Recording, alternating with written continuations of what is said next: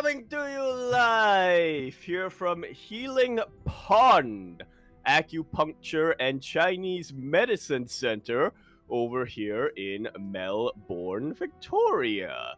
The district located in the Kunung River up the north, something along those lines. Anyway, yes, we are here with yet another edition of the PondCast, this time number 27. I am, as always, your host, Yaku of the Zaku Not Sick, and with me today is El Deshumidificador que limpia, excepte malelemente, las fredoras, light underscore VIP, and as ever, we are ably produced by Najwishkie Stan Vegite, Kitore Maplan Arkusha Kalkulajiniego Picnicu Kuro 60 Squats and Seki. How we doing? What's up, Yaku? What's up? It's great to be back once again for another week of the PondCast. Back on the PondCast. Good to hear that you're not sick, by the way, Yaku. You know, it'd be terrible if you had to, commit to a podcast while being a little bit unwell. But it's fine. Yeah, It's fine. I can't imagine. Yeah, exactly. You know, I had a banana the other day, so. There you go. Perfectly fine. As we are settling into the podcast, as you mentioned here, last week we had a bit of a lighter podcast, and I will say the same for this week as well, as we are just gearing things up and getting ready for kind of like a more intense period of StarCraft, especially with Master's Coliseum on the horizon. Yeah, well, I would definitely say lighter when it comes to quantity of announcements and quantity of news coming down, but yeah, at least on this channel, some pretty big news. Ones that we've kind of kept our eye on for a while, and yeah, we're excited to see where they go. For sure, 100%. First things first, I feel like this has become a weekly occurrence at this point, but up first we have this week's GLHF Zombie Grub interview, this time with Gur. Yeah, one that I was not really sure what to expect coming into this. Gur was, he said himself, he played StarCraft 1 when it was released. That was literally before I was born, so yeah, this was definitely something that was very much before my time, but it even says here in the title, Pro Gaming Before 2000. It's like, the ancient times. But yeah, really, really good interview as well coming in. A really, really good and insightful interview coming into this. I will say, this is my first impression of Gur, and he left a really good one on me. I like that he did not hold back, or he didn't really feel the need to hold back at times. Yeah, it was definitely an interesting interview. My first experience with Gur was, if you remember, when StarCraft Brood War Remastered came out, there was a big event in Korea, and they actually invited a bunch of old school players to play in like a big show match. They invited Boxer, Yellow, and Gur. Those were the three, and I want to say the fourth one was, oh god, was it Nada? It was either Nada or it wouldn't surprise me. It was either Nada. I think Bisu was involved in that as well. It was just four. It was just four of the OGs. So it was Yellow, Boxer, Gur, and it was either Nada or Nesty. And it must have been Nada, because Nesty wasn't really too much of a thing in Brood War. So they invited them over. They got interviews going. They were able to catch up with them, like, after how many years. A lot of them were quite successful in other avenues as well. And they, of course, played their show matches. They played on stage. It was really fun to see them all. Everyone got hyped because Yellow beat Boxer. He beat him on stage. True. Took until StarCraft Remastered. They beat the hell out of him, which was very, very hype. But yeah, so outside of that, I wasn't too familiar with how interested he was in StarCraft, and it was great to hear from him, and really interesting to hear that he still followed the game even up until now. May not play it, but it does watch it. It does keep up. Does watch it. Is priming his daughter to become diva? Is from what I was able to gather from that interview. 100%, 100%. As you mentioned, it was just a really unique. It was really unique hearing from him, just because he was a part of like the first generation, basically, of Hmm. pro gamer, and this initial generation was even before team houses and Yep. bigger money was getting involved as well. Again, this is like the generation before your Flash, before your Jaedong. This is before like SKT, KT, Woonjin Stars, and all these other bigger teams like really solidified themselves. So it was interesting to hear from that perspective, just from before even all of that.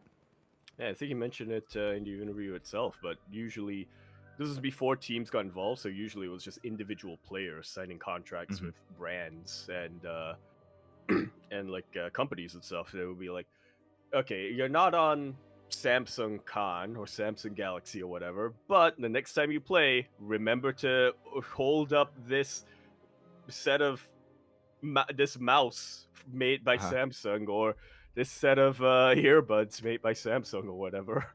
Uh-huh. For sure, for sure.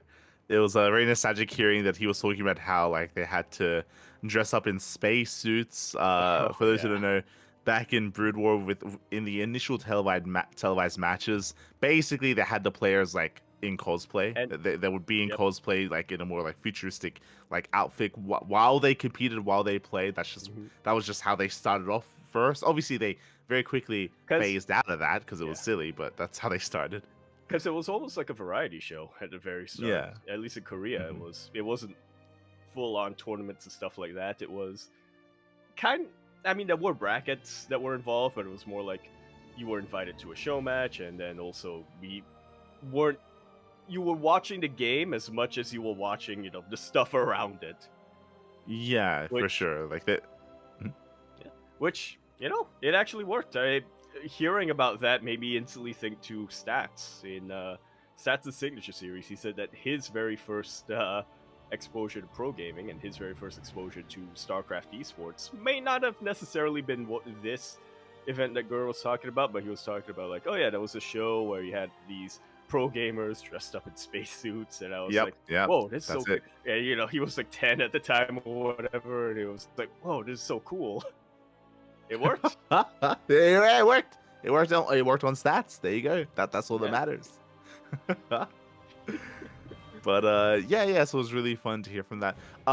What I will say regarding the interview, I mean, obviously it is focused on StarCraft, and as with all interviews, could have talked about more things, could have gone more in depth. Yeah. There's definitely a lot of ground to cover. I think one of the most interesting things to me, that we know about is that wasn't really talked about was what happened to Gur after pro gaming. Like, well, what happened to him after he had retired Yeah. and stepped away from StarCraft. Something that's really unique to Gur, and again, I don't know how familiar you are with him, but something that happened to Gur, something that also similarly happened to Boxer and Yellow, is that Hmm. they became icons and celebrities outside of the game. Yep. So Gur, I think he was a part of a big variety talk show in Korea. I think that the talk show was specifically about foreigners' experiences in Korea, so he became like a celebrity, like Which is still ongoing, on that by the show. way. Yeah, yeah, on My that mom TV loves that show. show. There you go, Like, there you Gura go. is not in it anymore, but yeah. Yeah, but he spent a lot of time on that again Yeah. because he was showing like his experiences in a new country, and like he became an icon in that way. Yeah. Very. Yeah, it was a very. At least for those guys who were at the very, very top, who had Mhm. specifically cultivated a very big following, that was Mhm. basically the retirement plan for them Yeah, for a yeah, and very they long time. became. I was just gonna say, and I remember that was also like conventional wisdom as well for a lot of pro gamers coming into the StarCraft 2 era. I remember MC talking about it at one point where he was like, "Okay, I'm gonna play this video game competitively. I'm gonna do as best I can, but also I want to cultivate a really strong following so that eventually, I will be able to become like Yellow or become like Boxer and just transition out into like being an MC or some becoming not MC the player, but an Yeah. MC for events and for shows and stuff, which is Yeah, yeah, going. for For sure, for sure. Which is what they were able to accomplish themselves, and yeah, that would have been really interesting to have heard that kind of like transition period and his time in Korea and stuff like that, and after StarCraft. But again, this is I guess more focused on StarCraft itself, Mm-hmm. less so on Gur as a person. So it makes sense that the interview didn't really go in that direction. Still would have been really interesting to hear, but regardless, it was a nice interview nonetheless, for sure. Yeah, I agree. And like I said, I yeah, and like I said, I'm glad that he didn't, because I mean, as you just mentioned, he's way out of that space now, or he's not, Mhm, at least professionally, he's not involved with pro gaming anymore. So he doesn't mhm, have to worry about pissing anybody off. So he's just like, oh yeah, Kespa, those guys back in the day, rude as hell, man. Just took themselves mhm. way too seriously. Yeah, for sure, for sure.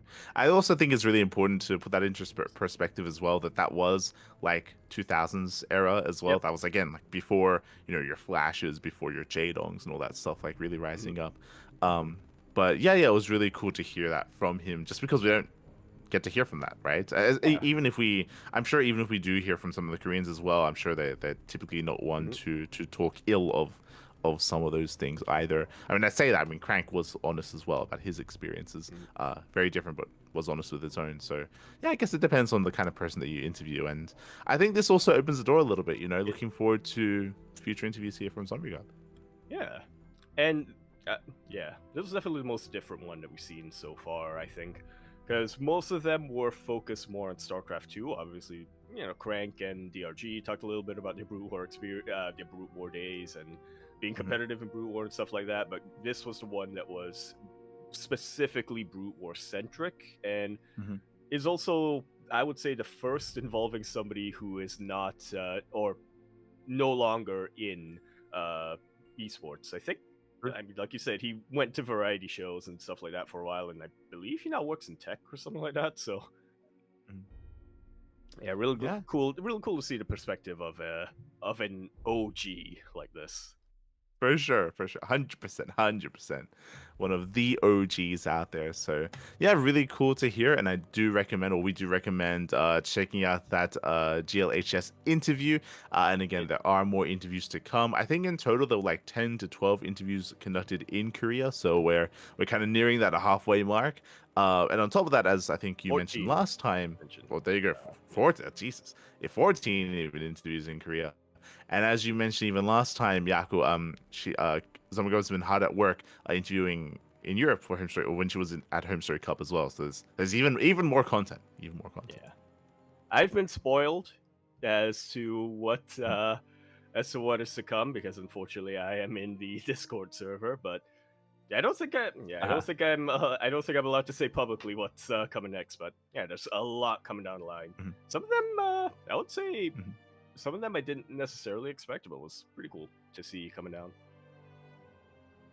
Yeah, for sure. I mean, it also sounds like Zombiego kind of spoiled it a little bit in this very interview. I think she many a time would even reference other people that she Hmm. had already interviewed as well, which is where she was kind of like getting some questions to ask or perspective to ask her.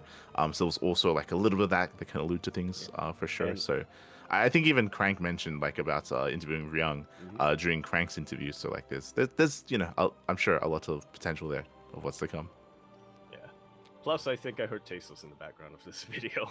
Oh yeah, yeah, true. Yeah, I mean that's one of the obvious I'm ones. pretty yeah. For And Gary sure. himself was like, "Oh yeah," and pointed off camera. I was like, "Oh yeah, Nick can tell you more about this thing." And Yeah. I was like, "Well, I guess the Uh-huh. next one's gonna be Tasteless." There you go.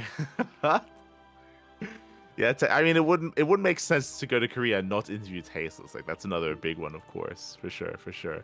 Now, is there a potential Valdez interview? Just Ah. just saying. Just saying. Mhm. You know? Yeah. On we go. GG. Uh-huh. But yeah, outside of that, that is of course our first bit of news here for the week, and we do recommend checking it out on YouTube. Outside of that, we do have some roster changes coming in for StarCraft 2.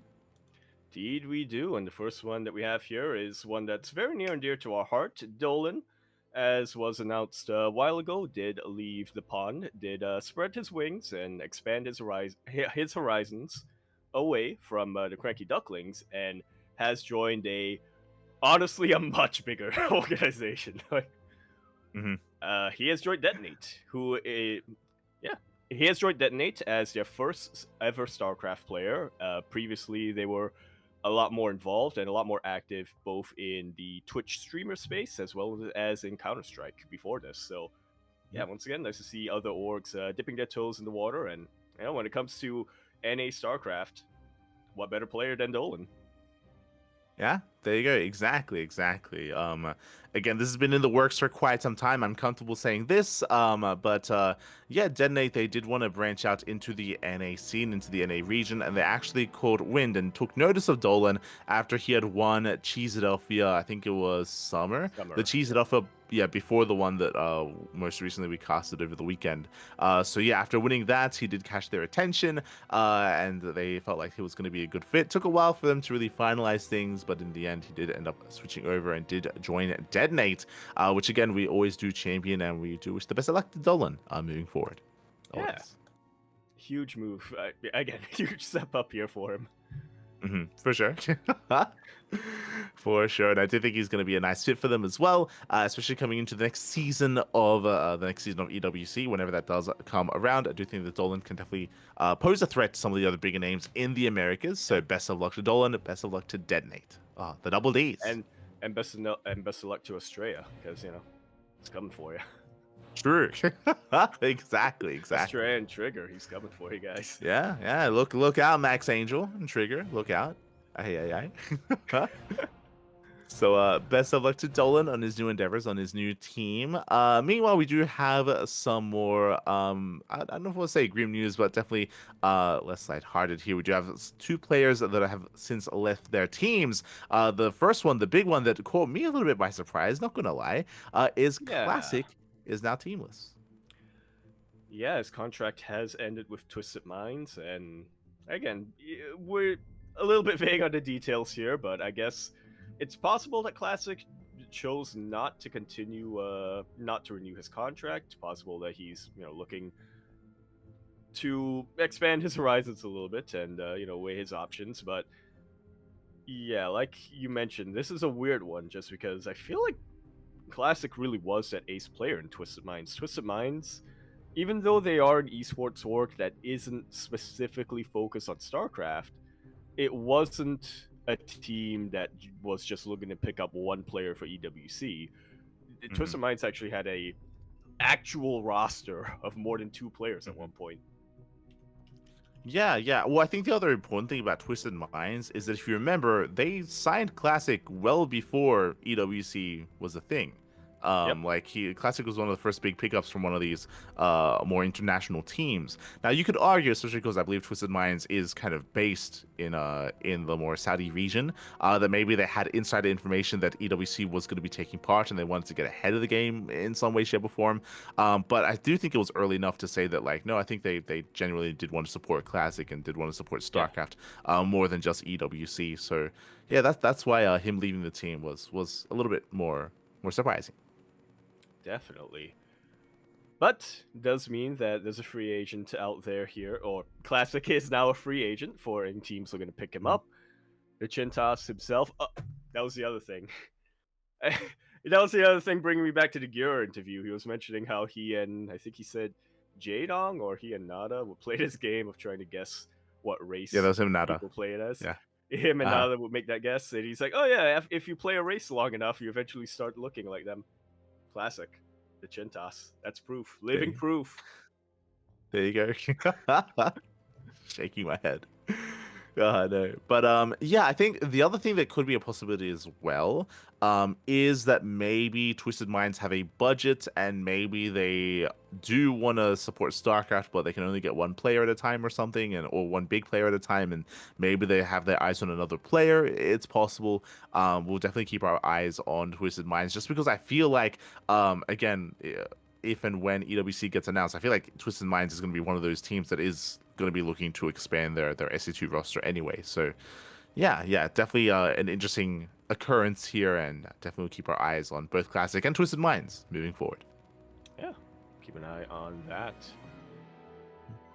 Meanwhile, the other one, which I don't think it's really that much of a surprise to Yeah. us. Yeah, Hmm. Talon has parted ways with Dark. Dark is now technically a free agent, but again, his military service is coming up, or his draft notice is coming up, so it's possible that he might not. I mean, he's made no indication right now that he is looking for a team, so I would assume that, yeah, he is just kind of looking to complete his military service first. When Yeah, I think. Oh, go on. Yeah, no, I was just gonna say, yeah, and this one doesn't come as much of a surprise just because Talon was very transparent that they were looking to pick up Dark specifically just for EWC, and they also were pretty transparent that it was going to be a fairly short-term Mhm. contract, very much a short-term contract. Despite that, they promoted the hell out of Dark a lot Yeah. more than some of the other orgs out there with players who were on them for much longer. So shout out to Talon for all that, include making a lot of content with him and stuff like that. But Mhm. yeah, I think we all knew that this one was coming. 100%. As you mentioned, like this isn't really a surprise. I think Talon even I think they posted like after EWC that like, oh, like that they were gonna support Dark for like the rest of the year, but like after that, we wish them the best sort of thing. Like I think they were quite transparent that as you yourself mentioned that it was gonna be a bit of a shorter contract overall, and that they understood that Dark had a kind of a limited time to compete as well. Despite that limited time that they had together, as you mentioned, they were a really good team. I would say they're a really good team. Unlike some of these other big teams who just sign these players and just have them just so that they can get a bonus from EWC, like they actually made content and did feel like they actually did care about Dark Yeah, a little bit they more as well. yeah. I mean, they had that interview with him just after Mhm. his daughter was born, and that's like, Mhm. yeah, really. Again, aside from a way to get Dark out there, and aside of a way of humanizing Dark to an audience, that just I think you put it best. It just seemed like they cared about Dark in a Yeah. way that a lot of these other big orgs that looked to sign their one token StarCraft player didn't. 100%, 100%. So, shout out to Talon Esports for all that they have done. And there's definitely a lot to talk about when it comes to the future of Dark, and another reason as to why, and more reasons as to why we believe that his military service most likely is coming up. We'll get into it when it comes to Mass Coliseum. Until then, though, Oh. again, we'll keep an eye on Dark. As you mentioned as well, he didn't tweet about looking for another team. So we'll see what happens there. I think we're both in unison. I think we're both in the assumption that military service is on the horizon here for Dark. Yeah. Assumption though, We just to it's an preface, we're assumption, we're making this We're not assumption. we're Yeah. making this assumption. Neither of us are Korean, and least of all, and Mhm. even if we were, we're not in Korean bureaucracy or anything like that. We don't know the inner workings of how all of that works. Uh-huh. So I remember it was, I think, 2 years ago, something like that. We were always like, Zess, come on, man. You keep saying your military service is coming up. I still see you Huh? here in ESL Open Cup Asia. Uh-huh. What's going on, man? What's happening? Don't you need to go in soon? And then yeah, eventually he went in, and we found out that the reason why it took so long was because he had like a very bad back injury or something like that that just kept delaying it. I was like, Mhm. oh well, now I feel bad throwing shade at him this entire time. Yeah, yeah. I mean, there can sometimes be like some health complications or health issues, but we'll definitely see what happens with Dark in the near future. With that, that is going to be the end of the roster changes. And up next, we do have one of our amateur tournaments here, one of our sister amateur cups, the Magic Cup Masters Cup number 112. Yeah, a little bit of a mouthful, but we've gotten used to it by now. For those of you who are joining us recently or are joining the Open Cups recently, Magic Cup Masters Cup. I keep saying cup. I'm not sick, by the way. Anyway, Magic Cup Masters. It's a amateur event. It is from the leagues of Bronze to Diamond, and it's a little bit higher than our own Masters event. But I mean, we didn't have one this month yet, so I guess we don't have to talk about it. But yeah, no pros. It's what I'm going for. That's why it's Magikarp, because it's not base pro. It's Magikarp amateurs. It is. It is. There's Yeah, no correct. Gyarados here. I just what want you're to saying. say it's 4.9 MMR. I don't know if that's Diamond. I think that's already Masters. That's Masters. Did I say You Diamond? said I meant to say Diamond. Masters. Did I say Diamond? It's fine. Yeah, you're not sick. I'm You're not sick. It's fine. You're not sick. 4.9 but is yeah, Masters. Can't confirm. there you go. 4.9k MMR or below. Now this was an interesting event though, because here we have seen a little bit of a rise in the Latin American participation in these tournaments. But even more so here, top 3 all from Latino America. And I'll be honest, I don't think I've seen a player from Nicaragua before. But yeah, clear. We definitely have. Yeah. Unless I'm thinking of Guatemala.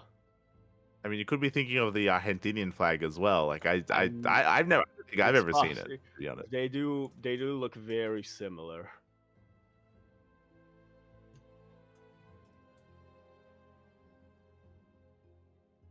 That was a Nicaragua land, right?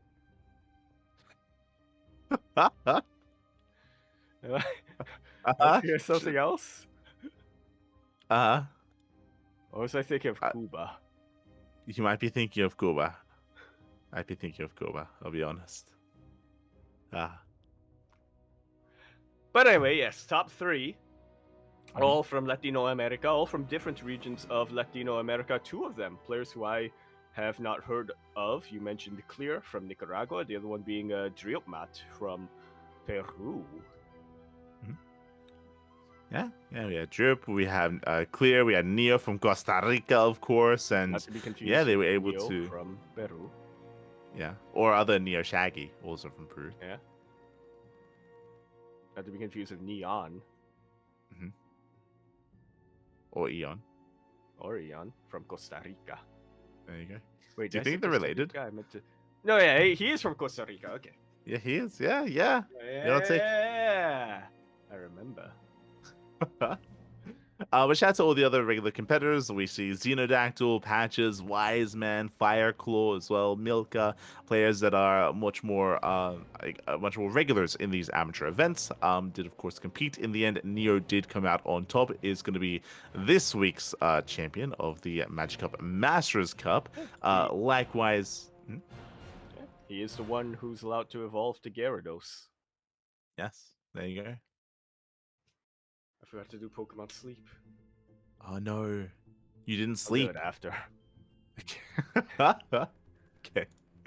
So congratulations here to Neo. Again, this is a regular event that does take place on a bi-weekly basis. So if you are within the leagues of Bronze and 4.9k MMR, then do consider competing in the Magic Cup Masters Cup.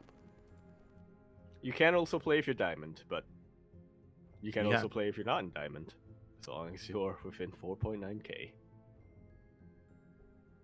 There you go. That's true. And with that, that does lead us over to the Family Star League, the FSL Season 8. We've been slowly catching up, and I think they may have even taken a week off as well during the period of Home Story Cup. But finally, the group stage has concluded. Yep, and my heart goes out to Freedom, to Old Mate KJ, as only one of these teams will not be advancing, and it does happen to be the Cheesy Nachos. Yeah, the power of the of having the boss on the team was not quite enough to carry them through the group stage, unfortunately. So my condolences, but I mean that just means that Freedom can now cast, and he can now focus on the production side of things, and showcasing everything else, the rest of the league to the people out there. So that there's a bit of a bittersweet moment there. But yeah, my condolences to Cheesy Nachos, as they're the only team not to make it out of the group stage. 4 out of 5 will advance, and we don't have the bracket out yet. I guess seeding hasn't been sorted out too much, but it will be by the next time we have the PondCast. Exactly. So we'll get into the playoffs and the finals of FSL in due time. We'll get there, definitely coming into the new year. Speaking of playoffs, speaking of matches, if you recall, it was last time we were here that we were going over some predictions or even some favorite teams to keep an eye out for. It is, of course, Nation League number 5, the quarterfinals. Specifically, I think we were picking teams to root, or each of us. Yes. We were picking one team to root for. Do you remember which team you picked? Yeah. I went with my homeboys. I went with my supporting my people. Uh-huh. Italy. There you go. I think true. How could I forget? The Yeah. Gabagool. I remember being very shocked that you chose not to neither Peru nor Poland. I went Brazil. Yeah. Yeah. And now they're facing. True. Oh, the Civil War. Brazil takes down Germany, 5-1. Italy takes down Kazakhstan, 4-3. Ooh, was a very close match there. Went all the way to the ace Yeah. match, between Proud those of two my teams. boys. That's Yep, it. and the other updates coming down the line: Hungary defeating South Korea, and Peru beating Poland. I almost said Bolivia for some reason. No. I mean, they also did beat Bolivia in the group stage. True. So you're not wrong. There you go. Did happen. So we do have our teams advancing on to the semifinals. Bearing in mind that now we have reached kind of like a quote-unquote double elimination period where the losing teams here will play off in the third place match as well. So so far these countries, these nations have done well for themselves. Wish them all the best of luck coming into this. Obviously going to be cheering for your boys for Italy. And they're going to be facing off against Brazil. Only one can make it to the finals. Only one. Yeah.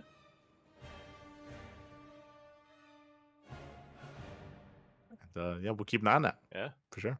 Could be facing either Peru or Hungary in those grand finals. Yeah, for sure. Shout out to all the language streams that, of course, cover this as well, that I'm sure covered in their own native language. Like, I'm sure Cyan are going to be covering the Brazilian matches alongside Eximius and some of these other language streams as well. A lot of people have gone behind it covering all of these matches. So, keep an eye out on Twitch for the matches to come for the upcoming series. Yeah. There we go. That leads us into the big LAN event that happened over the weekend. Led us into Cheeseadelphia, the grand finals. In the Cheeseadelphia, or as the URL is calling it, Nerd Street Champs Winter Finals LAN. But it's Cheeseadelphia. Everyone knows it's Cheeseadelphia. Yes, the big cheese. So Cheeseadelphia Grand Finals were this weekend. It's been a long time coming, all year. Previously in 2024, there was a spring LAN, there was a summer LAN. Both LANs were at the same place in Cheeseadelphia, but all leading into the end of year finals. And we were fortunate enough to cover it ourselves here on the CranKy Ducklings. Yeah, what a night. It was a long night.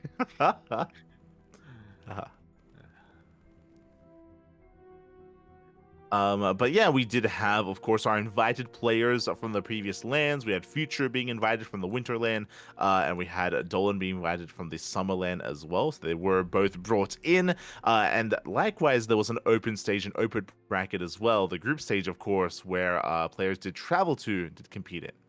Yeah. It's almost like it was an open bracket. Yeah, crazy. Funny how that works. Yeah, it does look like Future went on quite a tear, though, by the time we got to the playoffs. So coming into the group stage, it was a Swiss bracket group, or Swiss group stage, which is not round robin. It means that winners face off against winners, losers face off against losers, and it does go for 5 rounds. Because of that, there was a little bit of ambiguity here, or I say ambiguity. It was very close. It was very close when it comes to scores. I don't know if you can see, and if you head on over to the group stage, if you scroll down, you can see the overall standings here. And there was like a 4-way tie on challenge. Yeah. There was a tie between Zen, Starkiller, Holden, and Dolan. All 4 of them were tied when it came to series wins and map score as well. So they were close in map score. They were all tied up, and it did come down to like a head-to-head tiebreaker to determine who makes it through and who did not. Yeah, this is proper Swiss, This is the semi-Swiss that we had back in what's it called, ESL Masters EU or ESL Masters NA, where it's you win 3 games, you're through, you lose 3 games, you're out. No. Mhm. This is proper. You play everyone. Well, not everyone, but you play all 5 rounds. Mhm. Yeah, you play all 5 rounds, and in the end, because you don't play against everyone, like again, like you end up in these situations where there are all these ties. In the end, it did come down to like a weird head-to-head sort of thing. I know Dolan was very frustrated because Dolan did not make it into the playoffs, despite having a really good run in the group stage. To be honest, Yeah. fun fact, Only he lost did to have some Future. fun. Yeah, he lost to Future, and I believe he also lost to, I want to say, Zen. Zen came out as a wild card, and Oh. because he lost to Zen, I believe that is why Zen did advance on over Dolan instead. So that did kind of determine the top 8 players making it into the playoff bracket, and Yeah, yeah, Dolan unfortunately didn't quite make it through. you're telling me it came down to math? It did. Fucking math? uh This really is Nerd Street.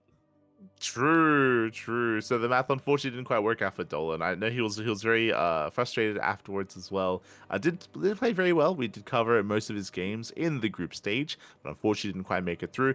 Fun fact: Dolan even played Zerg. He did operate as Zerg against Future. Oh, I was Yeah, not aware of that. Yeah, let's see. cheese the hell out of him. Didn't work. uh, but yeah, that did occur. That led eventually into the playoff bracket, as you mentioned, and we were able to, feature some players that we don't often get to see. The big one for me was Zen. Zen, it was more of a Mhm. ladder hero. I Not. remember like asking people about him, and apparently he is more of a 2v2 player. Oh, neat. Yeah, it's quite rare, I think, that we see 2v2 players or team game players come into a 1v1 setting and be really competitive just because there's a lot of really weird strats over in team games that, you just cannot pull off in 1v1. So, but, it's still the same mechanics, it's still the same macro cycles, etc. Still the same unit control that you're practicing. So, yeah, it's nice to see that that did translate into somebody having a lot of success here in 1v1, making it all the way to semifinals. I was going to make a dumb joke about, not being confused with Sen, but yeah, that's actually really cool. Yeah. Then don't confuse him with Sen. True. In Taiwan. Yeah. There you go. Yeah. Or San. Or San, also from Taiwan. Not from Korea. Yeah, it's nearby. Same flag. Excuse me? They're like Argentina. They're like Argentina and Nicaragua. Sure. But yeah, it was really, really cool to see Zen taking down Creature. I was favoring Creature 100% to make it further in this tournament. Alas, did not. It would have featured Jehefe as well. It was great to see like a lot of the NA region coming together. Disrespect, ex Kawaiian dropped by. I want to say Jon Snow dropped by as well. And yeah, it was just really cool to see a lot of these older faces cheering for and tuning into some local StarCraft and some local talent as well. So it was a great celebration of StarCraft in North America. StarCraft Historian was also at the event. He was also there live at the event in the venue as well, checking out and supporting those players. So yeah, really, really fun event over the weekend. Yeah. And I don't know if you saw the trophy, but the trophy was a big 3D printed like wedge of cheese. It was beautiful. I unfortunately couldn't see it through all the fog, through the fog Uh-huh. machine that was set up. But yeah, I was like, oh, Future holding up something big over there. There you go. There you go. Hopefully we can bring it up and enjoy the trophy. Hold on, I'll see if I can find it as well. There it is. There it is. It Hold on. wasn't painted though. It wasn't. It wasn't. Unfortunately, it wasn't Well, quite painted. well, you know what? It's because it's Nerd Street. They know Mhm. that they probably want to paint it themselves, Mhm. like one of those Warhammer miniatures. Yeah, like 40K. There you go. Yeah. But yeah, it was a really cool trophy nonetheless. Really cool trophy. Nice wedge of I cheese for future. Yeah, I 100% support this. Mhm. First we had Home Story Cup having Yeah. Artanis as a trophy, warping in Artanis. Now we have Cheeseadelphia having like a wedge of cheese as a Mhm. trophy. SE boy, Masters Coliseum, the trophy better be a Dragon Ball. Yeah, there you go. That's all I'm saying. Better be some balls. Yeah. Was it was it how many home story cups ago? Yeah, could you remember this? It was The belts, the relatively recent. WrestleMania. No, I was thinking. I mean, there's that. True. That did happen for the WrestleMania one for the Royal Rumble. I think it might have been the one before that or the one before that. It was like a couple of years ago. But the Home Story Cup trophy was a Hydra skull. Do you remember that? Yes, that was the Survivor Island one. That was last Mm. year, I think. Yeah. It was relatively recent, as you said. I think it kind of fell apart a little bit, but It did but towards the end, yeah. But like that's what we want, Papi, right? Like that's creative. Like I mean, how have we waited this long to have like a Hydra Skull trophy? Like it's so sick. It's so primal. It's beautiful. Yeah. It feels like something that Zeratul would have hanging on his wall or something, Hmm. you know? Yeah. I think what we need next We, is like an unpowered like Psyblade or something, like True. that's like the quote unquote trophy for defeating like a Yeah. Protoss or like the Rainer like marine like helmet. Yeah, like like let's go. They already had one in this Home Story Cup, but it wasn't a trophy. It was like a raffle prize, Mhm. but Like that's the kind of something to stuff look that out for. yeah, it's very fitting to have as a trophy because it's like, it's like you went into battle and that's what you bring home, it's a trophy. Yeah. Could have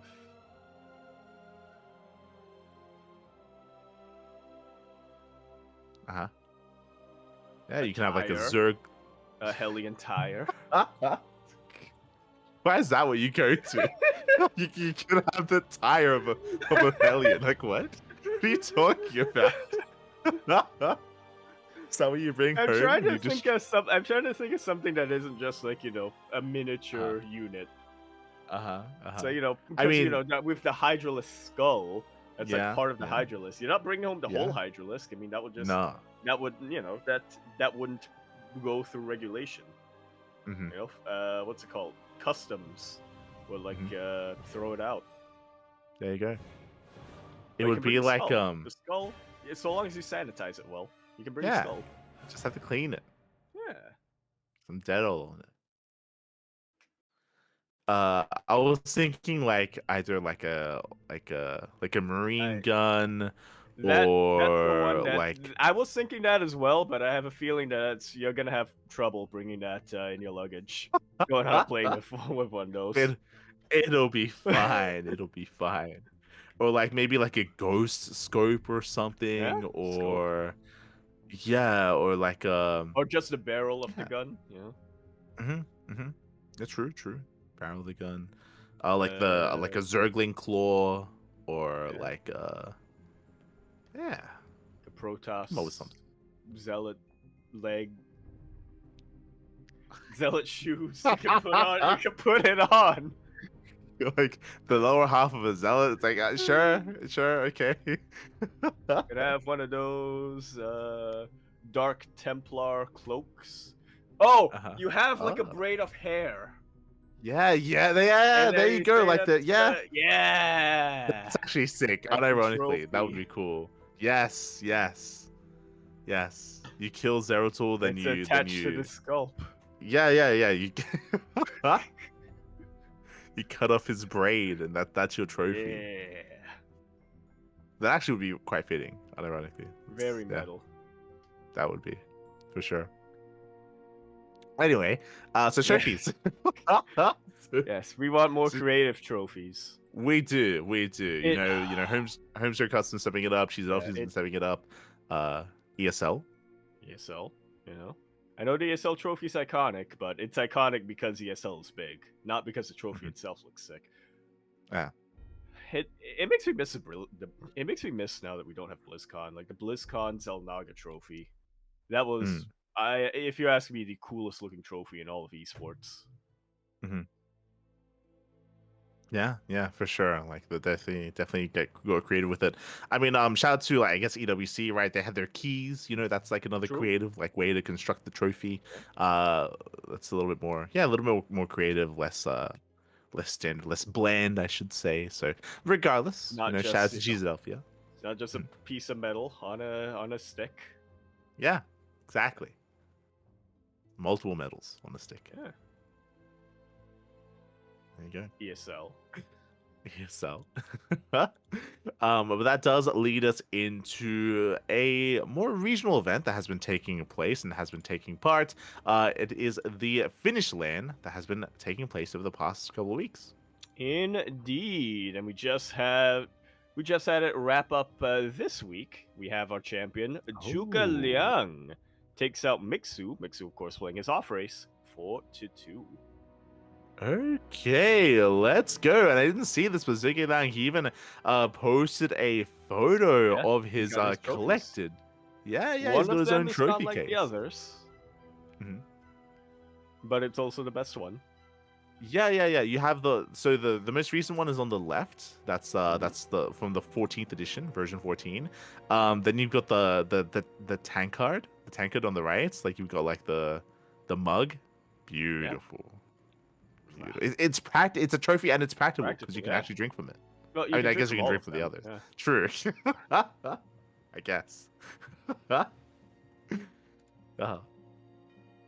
yeah, I think the last time we spoke, the quarterfinals was just now getting underway, and we were curious to see how it would progress. Again, I was quite excited to see Mixu off racing, and he did commit to off racing. Shout out to Mixu, he did not falter.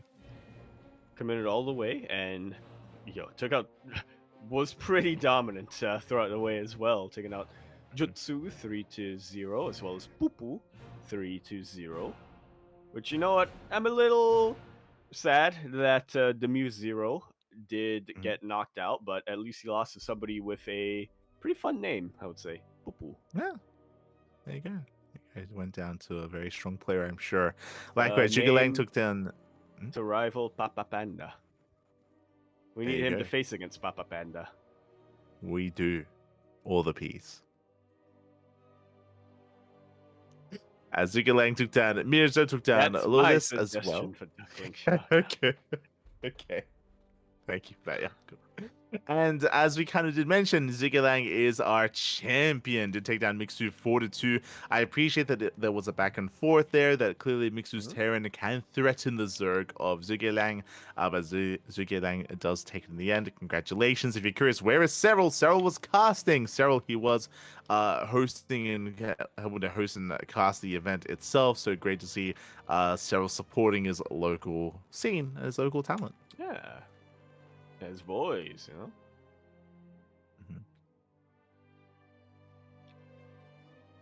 And the trophy for the yeah. Since we're on the topic of trophies, so I critique the trophy. It's not, it's not super generic.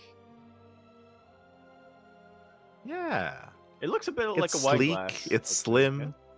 Yeah, it looks like a big wine glass as well. It's got its own flair to it. It looks nice. For sure. Like the other two in the middle are much more traditional, right? It's like that's like your more generic trophy that you'd expect to see. That's like the one that you get at the gift shop for your dad for Father's Day. Oh.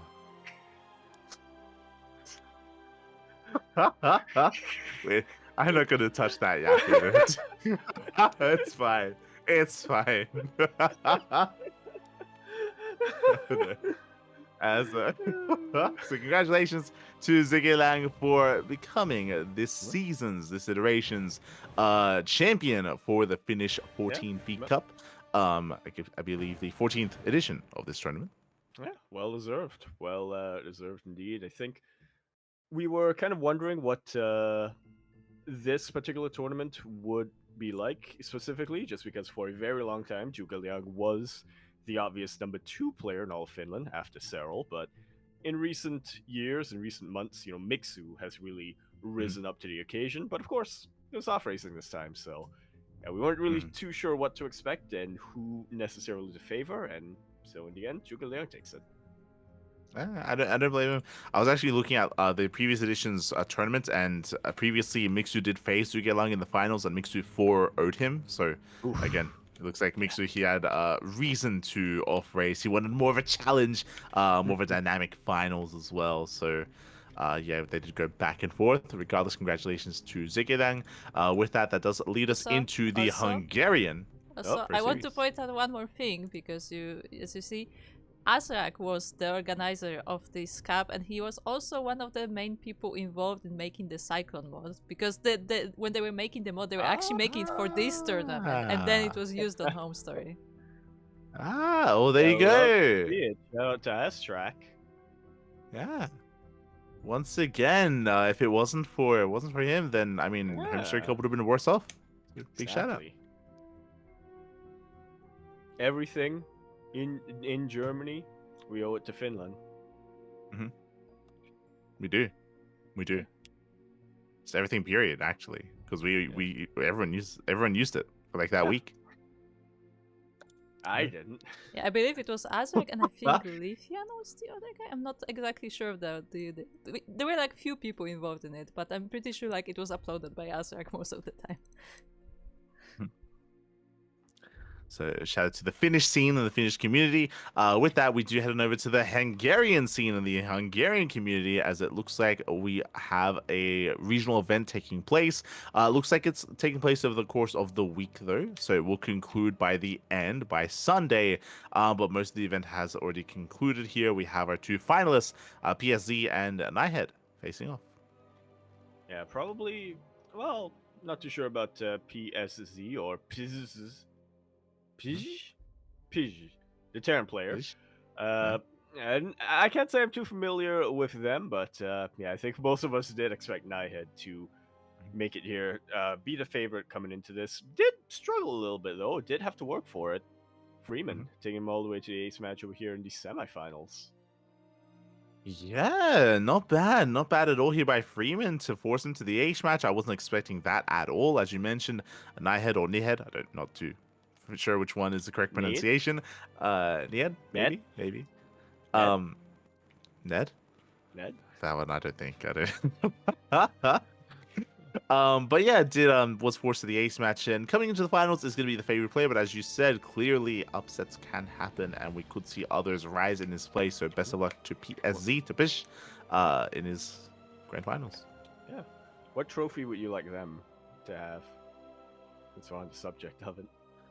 I mean, if you look at their graphic, like they've got a graphic going on there, and I'm actually not. I actually don't know what I'm looking at because that looks like Kerrigan, but kind of not.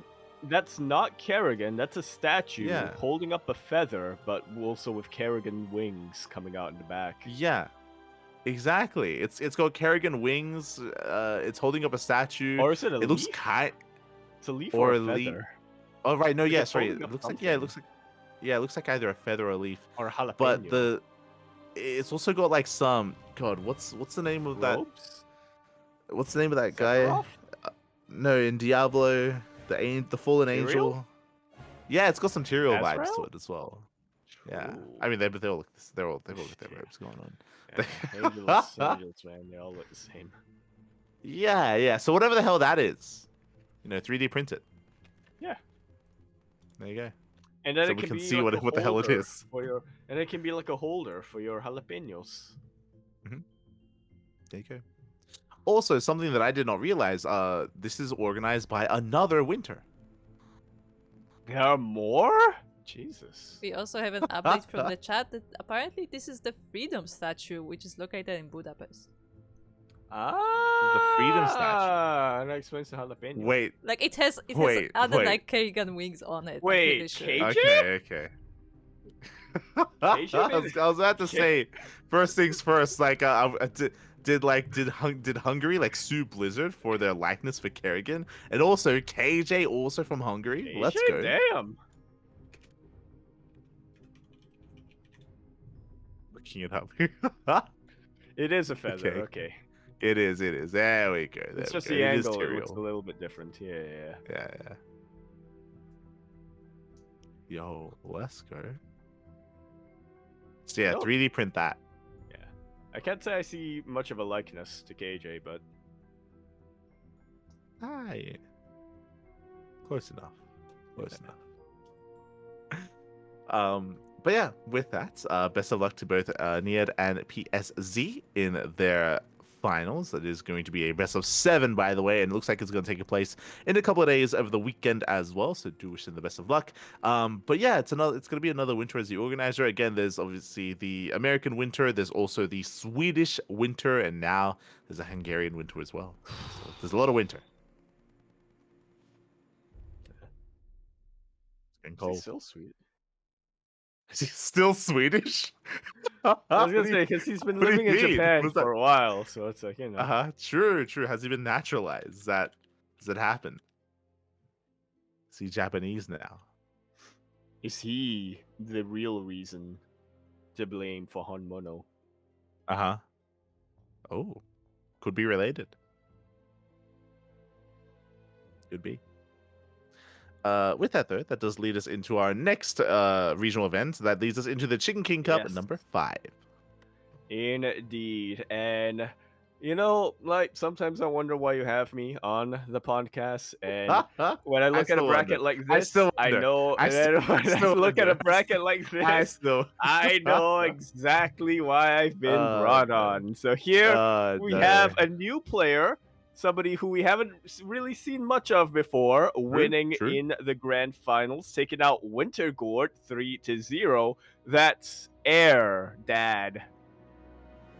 I don't think it's Air Dad. I'm pretty sure that's Air Dad. I don't think taking out Wintergord Juice. 3-0.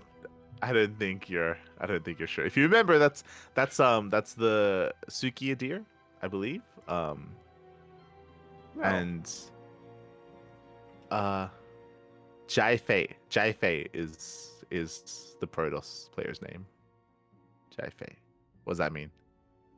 Faye is related to Fly. I remember that. Okay. Jai is. Was that Stir Fry? Sir Fly is his name. Stir Fly. There we go. That would be a pretty sick name if it was called Stir Fly and he just cooked the hell out of his opponents. That'd be crazy. Stir Fly. He wins. He goes like, "I'm coming for you." I was thinking of a very different kind of fly, but okay. God damn it. So I was thinking like fly, like he's cool, you know, like he's like stirring in style. Yeah, it's got that. Yeah, his fly fit, you know. Yeah. There you go. It's fresh fly fit coming up here. It's rocking the swag. You know. Sure. Looking clean, mate. Looking clean. But congratulations. As you mentioned, a player that we are very unfamiliar with. Again, every now and then when it comes to the Chicken King Cups or even these more regional events in China, would you have these other more amateur rising stars able to take down some bigger names or have some stronger performances? What I will say here is that it does look like we were missing some of the other players like Nanami, for example, or Joliwa Loves, like or Oriana, some of the more known players. Some of the more known players weren't here. I mean, I say that Jolo Loves actually went down in the first round. Jesus, went down real early in the bracket in the tournament. But what I will say is that this bracket looks larger than usual. Like there's a lot of signups, a lot of participation. This isn't the orange one yet. I don't think. No, I don't think this is the orange one. I don't think. I think the orange one already happened. Maybe potentially. Yeah. We'll see. That's the other one. You think of the Sunrise Cup. That is what I was thinking of, yes. Unless you believe, Yaku, that the oranges that were given out to the people, to the populace, and now with that extra vitamin C, now they're incentivized to compete, to play. Yeah, now they're not sick. Okay, the orange cup did happen. I actually forgot to put it on the list because it was moved to user space, so I forgot about it. And I will let you guess who won it. Don't look. Who won? Wintermelon. Ear. Wintergord. Okay, so Sequa. the person who won the orange cap Watermelon. was Okay, lemon. give us link. Give us link. Let's go. Let us go. The naval Oh. orange cup. Yes. Yes. So I'm. this is a branch off of the Sunrise Cup, and I love that if you look at the prize pool, you can see there how many kilos yeah. of oranges they won. I'm surprised at the naval oranges. I'm not gonna lie. So I asked Bukun about this, and apparently it's specifically this kind of oranges because I think they are grown in the place where the organizers origin from. I think that's the story behind it. Ah, so they don't grow tangerines. So it's like local story- produce. The story has to be that the tournament organizer he just has an orange tree and it just ripened. He needs just to got a get bunch of rid of them, oranges. you know? He 10 does, yeah. kilos of a single tree? Oh yeah. Well, it's a actually big tree. 17.5. No, wait, 20 kilo. Wait, yeah, 20 kilos on the tree. There you go. Yeah, 20 kilos worth of oranges, and that's the surplus as well. Like he tried his best to consume what he could while he could. Yeah, and he just couldn't consume anymore. couldn't give them away quick enough, you know. Yeah. It doesn't help that every single neighbor has their own tree, so you just can't give them 21. Like, we don't want this. Like, we already have it. We're trying to get rid of our oranges. Yeah, Goddamn. true. Oh no. The drowning in oranges. Yeah, but But that's yeah, cool. shout I out didn't to realize that. Yeah, I didn't realize that naval oranges grew in China. The more you know. Yeah. The more you know. Assuming that tournament organizers in China. True. But yeah, congratulations to Lemon, of course. Do you think Lemon won the tournament? But do you think he was disappointed? Do you think he was like, do you have any limes? Do you have any lemons? Do you have any other citrus no. you can give me? I think this was his plan the entire time. I think he wanted as many oranges he could take so he could throw them, so he could destroy them. Okay. He could blend them up, mix them with lemon, and be like, "You'll never be lemonade." Okay, you mean orange juice? What? Yeah, he 'Cause he blends wouldn't- up he the wouldn't- oranges, so he gets Yeah. orange juice, and then he'll be like, "You'll never be lemonade." Okay, yeah, you never be it. Yeah. There you go. Never be as good. Drink your vitamin C, everyone. Yeah. Oh, it's a vending machine. Is that a thing in Australia? The orange what is juice the thing? vending machines? They're It is, freaking it is, everywhere yeah. here. Yeah. It's a thing. I've never Not go- tried it myself. Yeah. Which, not gonna lie, I kind of appreciate. Mhm. Because they're in my running route, so. Yeah, it's freshly squeezed. Yeah, Do that's what picked me they up. It's do- tart, does which I it- like a lot. do they add any sugar to it or just pure? They add like sugar syrup, like a sugar kind of syrup into it, but in my experience, they don't add a lot of it, or it just doesn't blend up that much. So usually, I like keep my straw a little bit higher so I can suck up the freshness. Yeah. Yeah, and then I have that sugar at the bottom. That one I don't There you drink. go. Or There you go. I shake it up a little bit, and then it's I mean it's still not too sweet, but you know I like orange juice sour. So Yeah, for sure. Are they real oranges though? I think they are because they have them because you can see them being squeezed Uh-huh. in the machine. I think they're real, but it could just be for decoration. It could just be, you know. I think the oranges in there are real, but whether or not that's where we get the juice from, that's the question. There you go. That's the question. Regardless, congratulations to Lemon for walking away with a surplus of oranges. Likewise, shout out to Rewhite, Young, Zest, and Ear for earning their own bushels of oranges as well. Yeah. There you go. The phrase just doesn't work very well when it's oranges, you know. When a tournament phrase? organizer pays you in oranges, make orange juice, like, yeah, come on. There you go. Regardless, GG. Yeah, And GG. this, you know what's crazy, Yaku? You know what's a That little was bit the crazy? trophy. We were talking about trophies. The trophy is an orange. or a bunch of Yes. oranges. It's a crate of oranges. Yeah. Beautiful. What's crazy to me is that the competition for oranges Yeah. was stronger than the Chicken King Cup. Like, And the competition for money. yes, like that. Like we've got Look. Rewhite, Young Zest, Ear, Lemon, Smile is there, Nanami, Chiaki is there as well. Like Look. all the big boys that were playing for the Do you oranges. realize how much 10 kilos of oranges is? True. That's a lot of oranges. It's a lot of oranges. Like, you can't even buy Jesus. 1 kilo at the store. You try to buy Yeah. 1 kilo at the grocery store, they say you gotta put those back. We're not allowing you to. You want more than fucking 1 kilo? You gotta go to the. Or you want more than 500 grams? You gotta go to the tree. Grow your own tree. You know? Yeah. Go to the source. Yeah. The source. Yeah. Get that sauce. You- Oh, I'm looking it up right now, mate. If I want to buy my own oranges, 10 kilos of oranges. This is on sale as well. $50. $50 for 10 kilograms of oranges, mate. It's crazy. AUD or USD? AUD. I'm not. Oh, okay. AUD, I was gonna say, man. literally, first prize for Chicken King Cup is 50 USD. So That's true. There you go. They're equivalent, the equivalent, yeah. if not slightly more for the oranges. Yeah. There you go. There you go.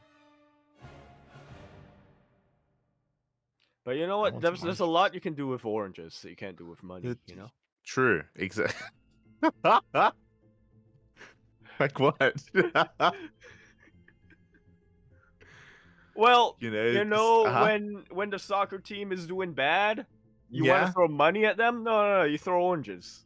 True. You don't throw dollar bills at your boys to encourage them. You gotta get them with them oranges, right? Yeah. Yeah. True. Yeah. There you go. When you get sick, you don't eat money. Exactly. You You eat oranges. waste money. What did you do, Yaku? What did you do? Oh, God. I didn't do anything. Okay. It was the goddamn whatchamacallit that told me I had to go to a doctor Uh-huh. to get Uh-huh. to get the They were prescription. told to eat oranges. That's Yeah. all they did. Get that vitamin C. Yeah. That's all you need. Yes. With that, congratulations to Lemon for winning the Orange Cup, and congratulations to Stir fly. yes, to Stirfly for winning Chicken King Cup. Yeah, there we go.